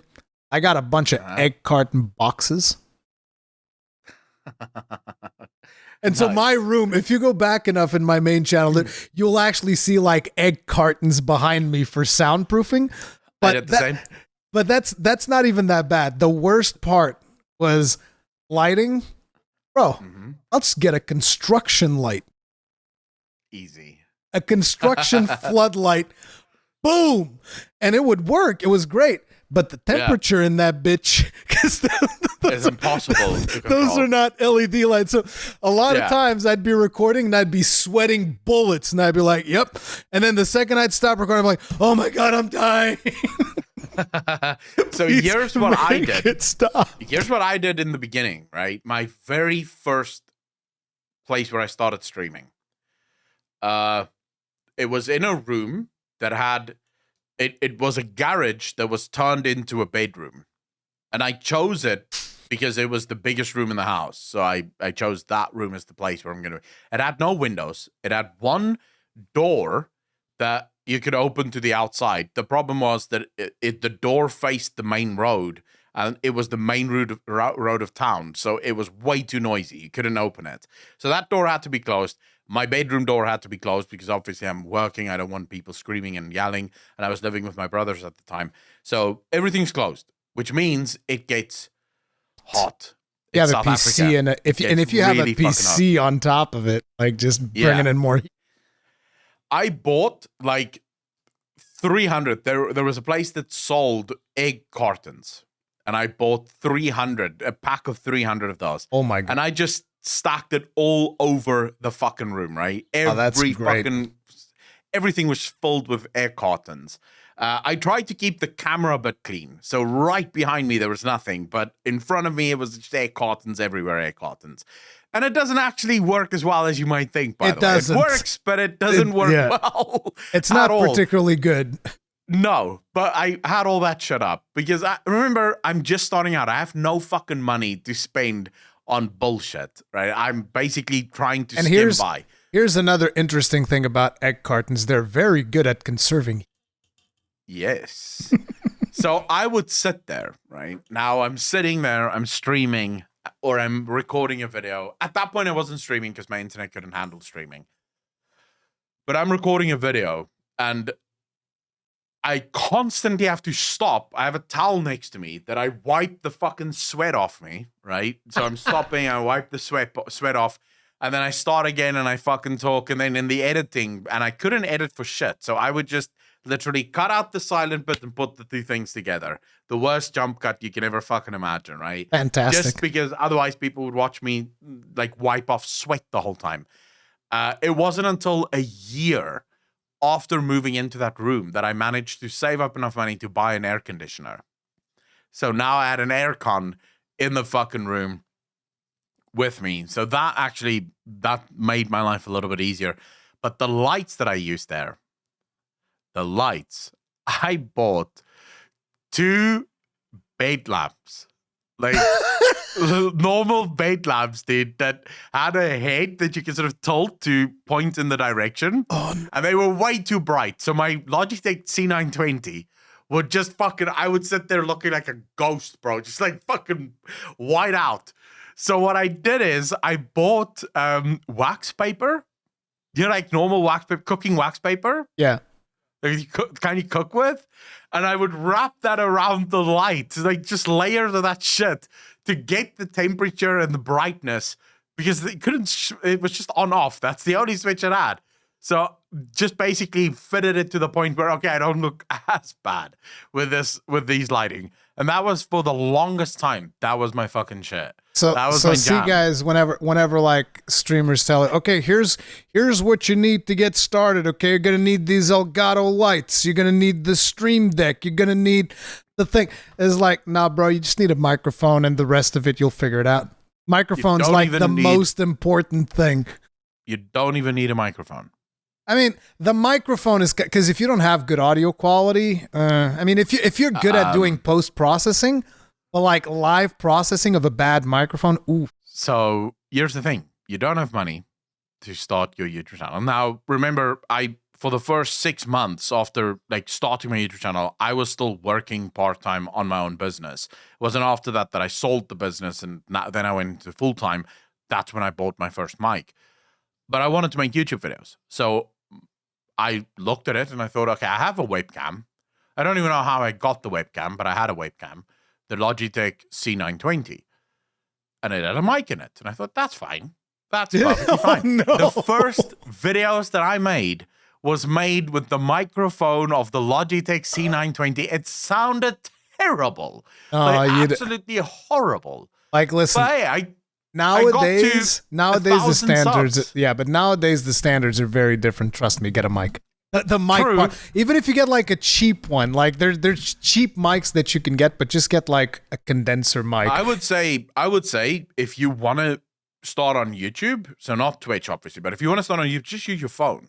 The mic on a phone in a relatively quiet room would be decent enough. Depends on the phone, because like some people still have some old phones. Like I still think that the microphone is the most important thing. Like you don't need a particularly good web camera. You don't need game capture software. You can use trailer footage, or you can steal somebody else's footage. Nobody gives a fuck. Mm-hmm. Most of the time, anyway. I have a trick for people that really want to start but really can't afford to buy a phone or a camera or anything like that, or not a phone but can't afford. If you have a decent enough phone, which most people these days do have, outside, record outside when it's not too windy. The outside, what helps with outside is you don't get the echo, which is usually the worst part of bad microphones, is the echo that it You want to know where you want to record? Definitely not outside. Yeah. Go inside your closet. Jump inside your closet, close the doors, boom, done. I actually got the best recording outside on my phone because your voice, as long as it's not too windy and not too noisy. That's because you live in Africa, man. Somebody goes outside, it's like cars and shit. Like, no. So, like, trust me, just jump in your closet, record from your closet. Yeah, I guess like, if you live in like a fucking stupidly busy city, sure. Yeah, but where I lived originally, when I started my channel, before I moved into the hellhole that was the box from hell, that eventually got better. But where I lived, there would barely ever be noise outside. You'd hear the birds, right? But that's like a nice soundtrack for the fucking video. So yeah, it's all good. But anyway. No, I think there are many ways to get around it. Anyway, we've now deviated spent so many hours just fucking going in a whole new direction with this show. I'm gonna next week on Take Tips with Rurikhan and Accolonn. I'm going to bring us back, and I'm going to reward everybody that listened to that with some more World of Warcraft talk. There's the topic that I want to get into in World of Warcraft. This is a video, I believe you've watched this as well, the Taliesin video about Dragonriding that he made yesterday or whatever it was. I didn't watch the video. My stream freaked the fuck out about the video, so I got the broad strokes from stream. Yeah, I watched the video, and you know, I thought there was actually some really interesting messages from Taliesin there that I think are very important to talk about.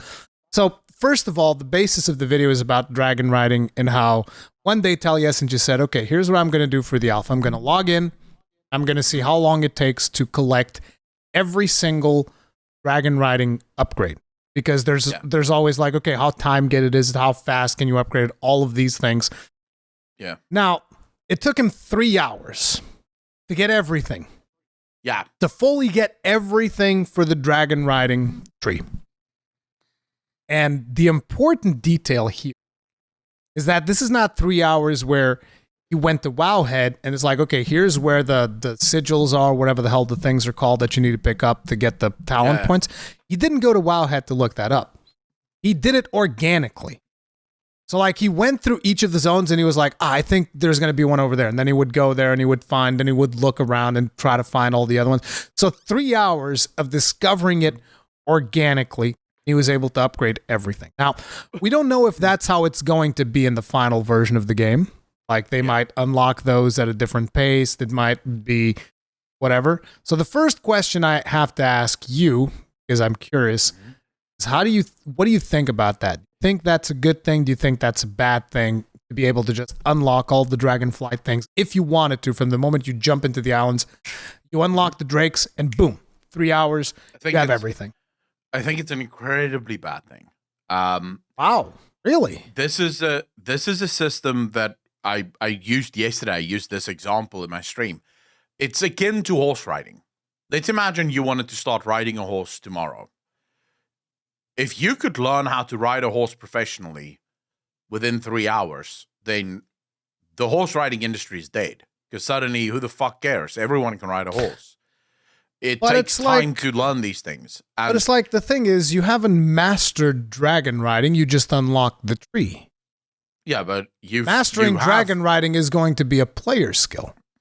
No, but you have effectively mastered dragon riding, because from there, maybe it's going to take you another 3-4 hours to learn how to use all of these abilities, and then you're done. There's not much progression there. Now, I'm not saying that it needs to take you 2 years to collect all of these things, and I also don't think that these things should be hidden behind too much of a time gate.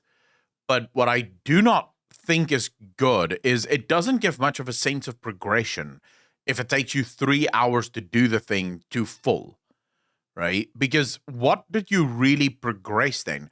I would actually use it this way.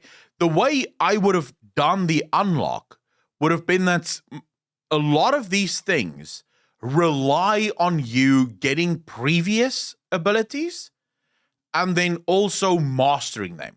So, for example, you would put these things in places where unless you use the previous skills that you've already unlocked, so, for example, you have, say, 3 or 4 skills that's very easy to obtain, right? They don't take much time.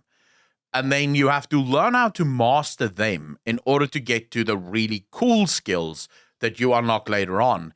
But that is, to me, a much better system than 3 hours, I've unlocked all the skills. Because those skills that you're unlocking is kind of like, explained lore-wise at least, the bond between you and your dragon getting better, right? You're learning how to ride your dragon better, and your dragon is rewarding you with new things that it can now do because of that link that is strengthening between you. But that's not really how it works, because in 3 hours you've unlocked all of the skills of your dragon, so there's not really a bond that connected you and your dragon. You haven't needed to use any skill in order to unlock all of the skills. You just unlock them, right? No, I mean you have to use the skills because of the position of sigils.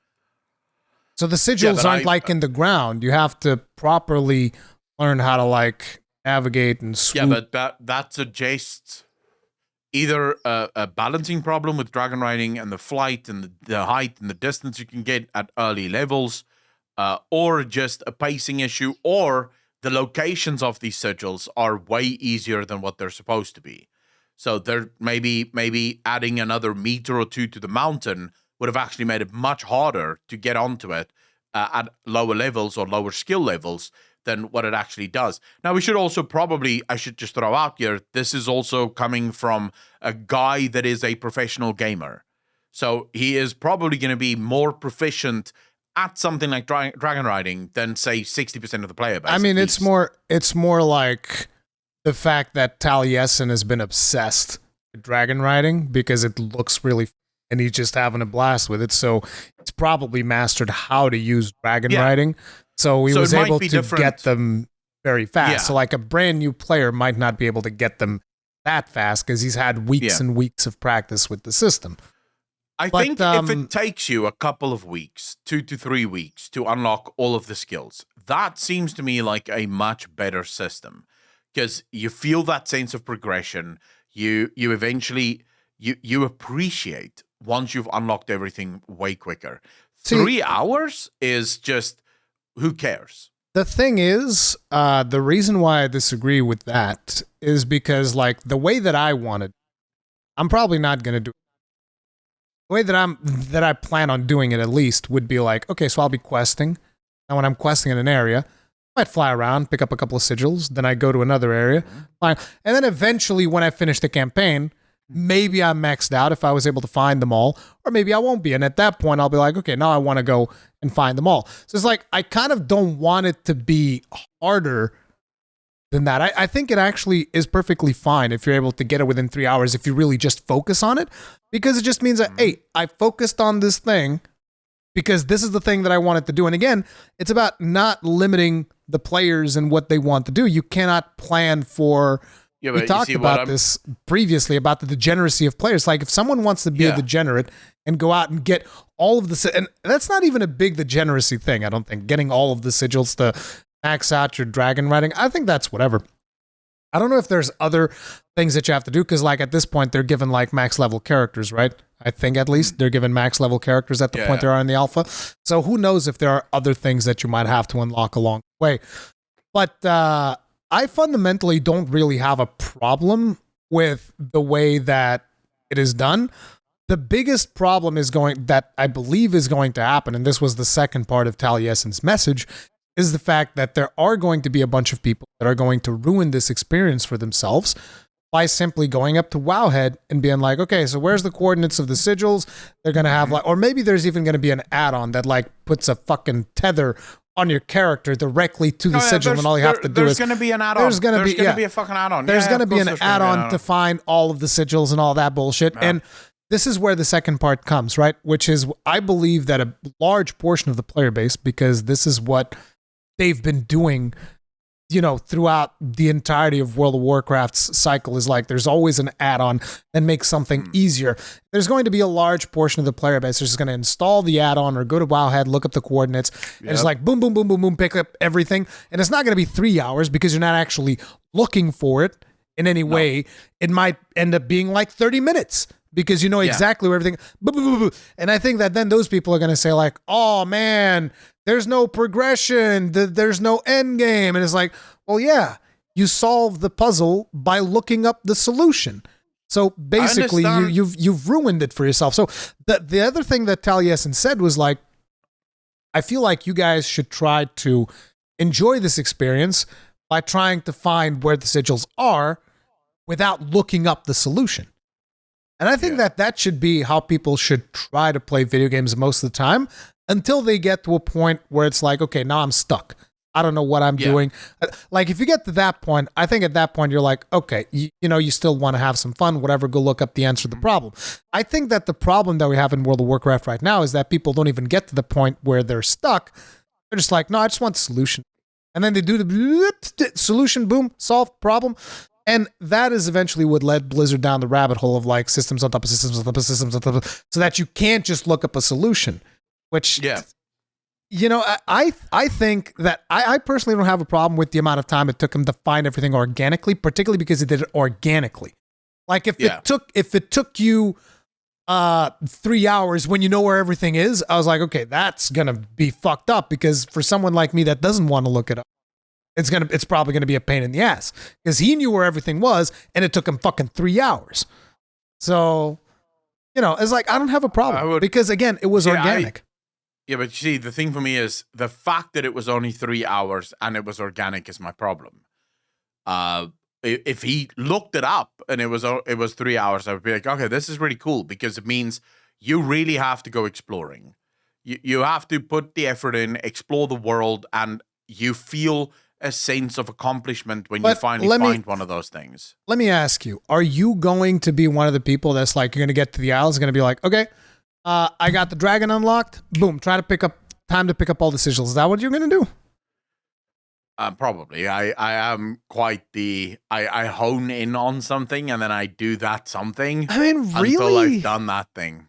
Yeah, like, that's how I play the game. I've always played the games that way. I don't see myself doing that. It's almost like, so when you play 14, the first thing you do in every area is you start like using the compass and going like, okay, where's the ether current? I'm going to find all the ether currents instantly. Yeah. And that's why they don't let you do it. See? That's why they don't let you do it. The only ones I don't go for are the ones that I can't get to yet. But if I will run past quests in order to get the compass thing. You're a fucking degenerate, bro. In Mass Effect, you can explore the different planets, right? And in Mass Effect 1, you can land on certain planets and you have to explore it with a little vehicle, right? I play the story until all of the planets have been unlocked. And then I go system by system for the next day and a half. I explore every single fucking one. In Mass Effect 2, where you have to scan the planets, I do the same thing. I go to the story where all the planets are unlocked, and then system by system, I clean out you have planet. A problem. Just have a problem. I need things to be done in the right way. So when I decide to play the story, I play the story. But then I also have to, when I've chosen, I choose one thing and I do that one thing. You can't play, the Jared. only thing that I do. How have you been able to even play Final Fantasy 14 looking at all those quests that you haven't completed? Looking at that dirty map filled with side quests. No. That's easy because I have not decided that it's time for the side quest yet. So I'm just following all of the main story quest lines now. But there will be a day where I go, right, today is side quest day. And then I will go to the first zone. I will pick up every single one of the side quests and I will finish all of them in zone 2. And from there, you cannot get me to do anything else until all of the side quests have been completed. Because you can't interrupt me now. This is my side quest journey that must be completed. And all of them has to be completed before I can move on to anything else. That's sort of my thing that I do. I do the same thing with everything in my life. So when I edit videos, I edit all of my videos at the same time. And then I make all of my thumbnails for all of my videos at the same time. But I can't do a couple of videos, do some thumbnails, then do a couple of videos. That would drive me fucking nuts. Because the whole time I'm doing the thumbnails, I'm thinking, oh my God, I still have videos that need to be edited. I need to start one thing, finish one thing. How do you eat your food? Let's say you have a plate of food there, you have some rice, you have some veggies, you have some meat. Don't tell me that you go like, I eat all of the vegetables instantly. Yeah. Like, do you mix the shit? Like, do you go a little bit of meat, a little bit of veggies, a little bit of this, a little bit of... No. No, listen. Depends on what I start with. At one point, I spent some time with a friend of my father who's a military man. And so I would go to like this military base and then I would hang out there with his son and whatnot. And when it came time to eat, you know, he would ask like the canteen to also prep food for me and stuff. So I would go there and he would put like salad in my plate. And I'm just a little kid by now and I fucking hate salad. So I'm like, okay. So I literally just like chomp on all the salad so that I can eat all the good stuff that I want to eat. And he's like, oh, you really like the salad, huh? And then he goes and he puts more salad. More salad in your fucking plate. It's like, what the hell, bro? It's like, I don't like salad. Stop this. It's like, no, you really like that salad, huh? All right. Here's some more. No, I'm so anything that I do, I start with one thing, I have to finish that one thing. When I get, for example, a burger and chips, I was about to think the chips first. Oh no! Finish all the chips, you savage, and then go for the burger. Dude, how would you leave the chips? Cold chips are fucking miserable. No, it's like I eat them both at the same time. What the fuck? No, that is weird, bro. No, you have your chips, you finish your chips, and then you have your burger. No. That's not how this works. Like you take a bite of your burger, eat that, and then you take a couple of fries, and then you eat that, and then that's how normal people do it. No, that would drive me. If I saw you doing that, I would drive me a bit nuts because I'd be like, "Did you finish the fucking plate? Like, what are you doing? Start at one place, very efficient, and work your way through." You know, they have a name for what you're describing. It's called OCD.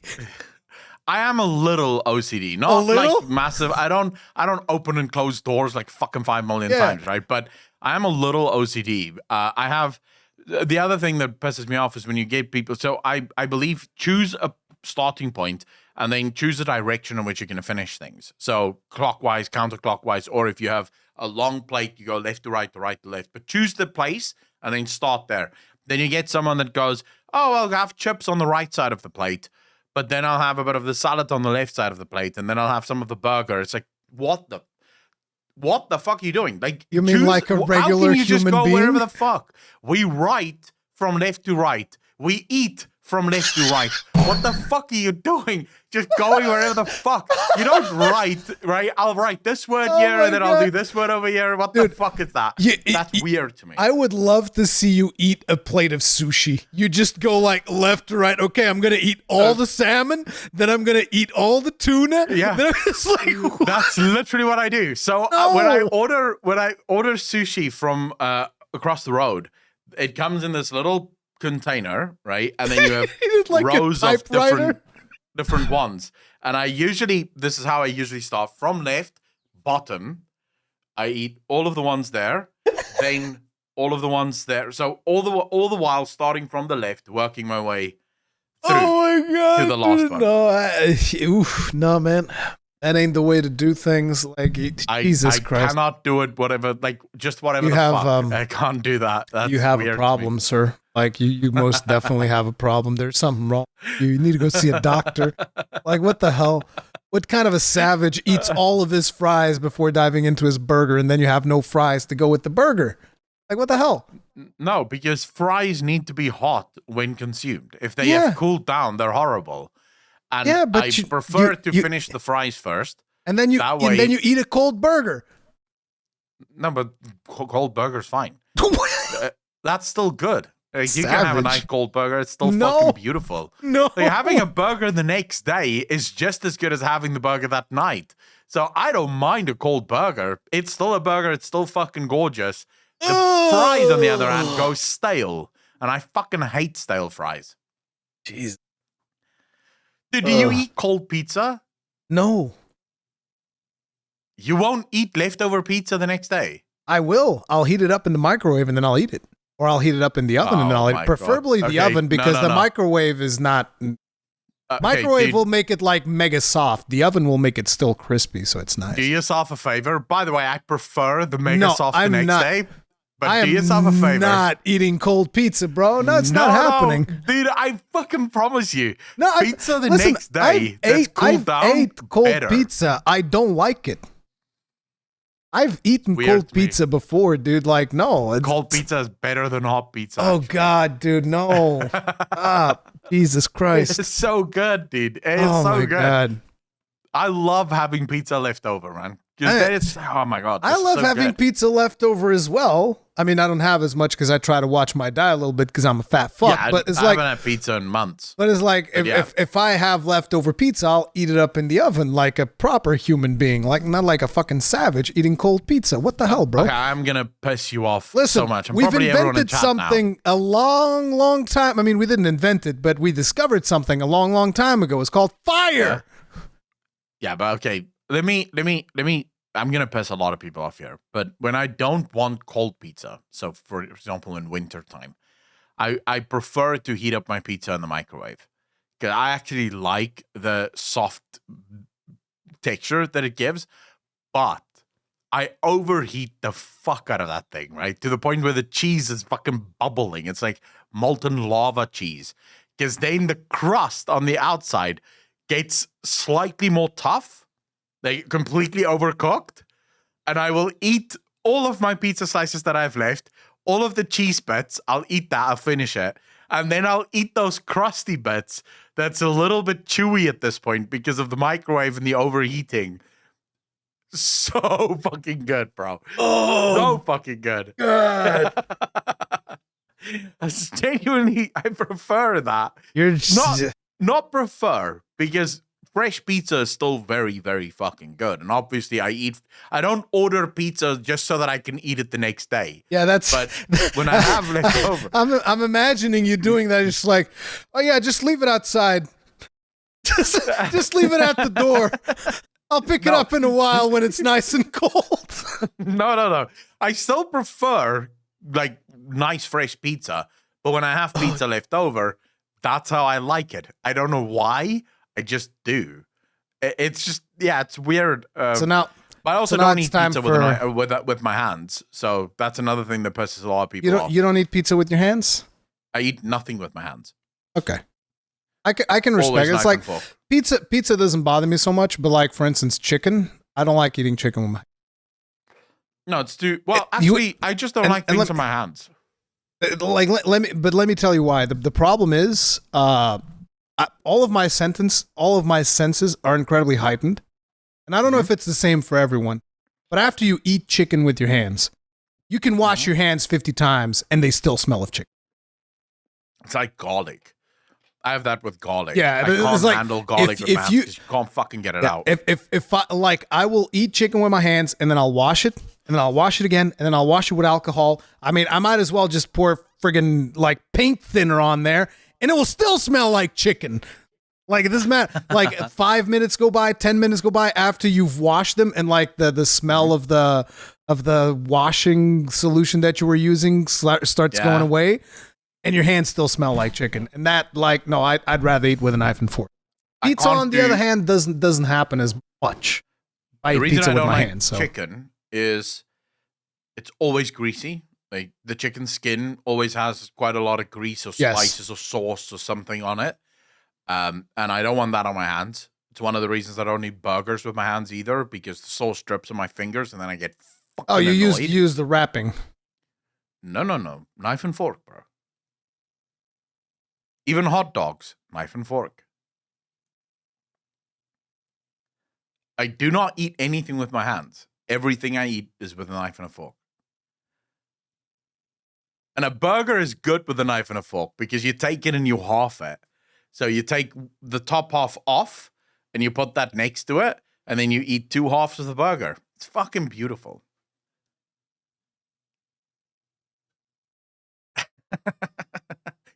That's exactly the look I get from everyone when I eat it that way. People like, you have some weird, but I'm gonna have to up the ante, and I'm gonna make it's my turn to disgust you. Okay. This is the final thing that I'll say on this podcast. Pineapple on pizza is fucking. I agree. I absolutely agree. Yes. I get that a lot of people in the comments are going to be like, what the fuck? They like pineapple on pizza. It works. And before you go, oh, fruit doesn't belong on pizza. Dude, tomato is a fucking fruit. So that doesn't matter. But it's like, listen, let me just say something, because I understand why people don't like pineapple on pizza. I completely understand. You want to know why? How do you understand that? I understand why they don't like it, because of the fact that some pizza places, they will not like choose their pineapple. They'll just get like, they don't know how to choose like a ripe pineapple. So they'll put like a fucking green bitch in there. It's going to taste like ass. It's going to be like super acidic. It's not going to taste good. And then your pizza is going to taste bad as well. Because the thing about the pineapple, it's all about the pineapple that you choose to put on the pizza. Like if you put, for instance, pineapple from a can, it's not going to be too bad, but it's not going to be very good either. It's going to be like, But if you have like a proper pineapple, a proper ripe pineapple, a good pineapple, and you put that on a pizza, and it's also the ingredients. You can't just like mix pineapple with anything. Like you can't do minced meat and pineapple. That's going to taste bad. Or like, olives and pineapple is also not good. Yeah. So it's like, it's all about the ingredients. And what I believe has happened is that a lot of places that people go to, they'll just be like, oh yeah, I'm going to be like this original chef and I'm going to put pineapple with this other ingredient, like pineapple and pepperoni. Like that's gonna be fucking gnarly. Like what? You're gonna hate me, but I like that. Pineapple and pepperoni is. I don't know. I've never had pineapple because like usually when you have pineapple on a pizza, at least here, it'll be like a Hawaiian themed pizza. So it'll have like some other ingredients that will like mix in nicely with it, and that's fine. But like if you go for pineapple on like some heavy meat pizza, I don't think it's going to work out as well. I think it might even be disgusting. But that's the problem, is that a lot of people don't know when to use pineapple on pizza, and they end up with these fucking monstrosities that they put on there, and then people are like, oh, pineapple on pizza is disgusting, because they never had a good one. Or they have bad pineapples as well. I would argue probably bad pineapples. Here in South Africa, all of the pineapple places that I know, all of the pizza places that I know use the canned pineapple. But we do have some pretty decent. We have one place, like one company that makes very good canned pineapple. It's actually nice. There's another place that does syrup with the pineapple. That's fucking disgusting because that's way too sweet. But you know, it's fine. I think one of the biggest things I've seen from people is when pizza places put too much pineapple on. Yeah, there's that as well. The pineapple is it just breaks the saltiness a little. Not like oh my god, the whole pizza tastes like pineapple. Yeah, it's just a little pineapple. As a matter of fact, the reason I usually advocate for pineapple is like, say you're at a party or something, and there's like a million different pieces in there, and you're just like, okay, I'm gonna have the meat pizza, then I'm gonna have the pepper pizza, then whatever. You have a bunch of them, and it's all very like strong meat flavors and stuff like that. And then at the end, kind of like wash it off so that you don't have like this very strong flavor and salty thing, you grab the pineapple one, and it just feels like a good capping off pizza. You just like, you take a nice slice of pineapple, you finish it off, and it's you don't feel like you're stuffed to the brim. It almost feels like you're not as stuffed because the taste in your mouth is different. The thing is, people have pineapple with ham all the time. Pineapple with ham is an actual thing that people will eat. So the fact that people say it doesn't work on a pizza makes no sense to me. Pineapple works with fucking ham all the time. Why wouldn't it work on a pizza? And before we go, but it's not cooked. Of course it's cooked. A lot of fucking dishes have cooked pineapple in it. It's fine.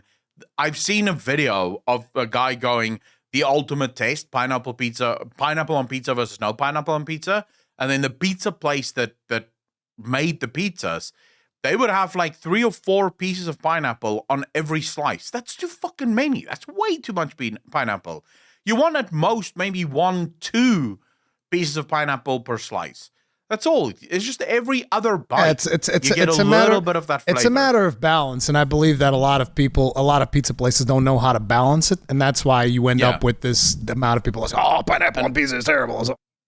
And if it tastes acidic, you definitely have used the wrong fucking pineapple. Because it should be sweet. It just provides a little bit of sweetness amongst all the other fucking savory taste. No, I'm a huge fan of fucking pineapple pizza. Massive fan. And on that note, I'm a huge fan of just pineapple. Like, pineapple in general is just really one of the most underrated fruits out there. On that note, I'm going to be calling it because we're going to be canceled. There's probably not going to be next week. We just committed the biggest sin in internet history, which is talking about how much we enjoy pineapple on pizza. If that doesn't get us canceled, that means that we're uncancelable. Yeah, but I mean, all the people that don't like pineapple on pizza is just wrong. But you know, exactly. I've said it multiple times. We'll see you guys in the next one. If you guys enjoyed this episode, hit up the like button, subscribe, bell notification icon, and link to all of Accolon's stuff in the description. See you guys in the next one. Stay strong. Stay safe. Peace.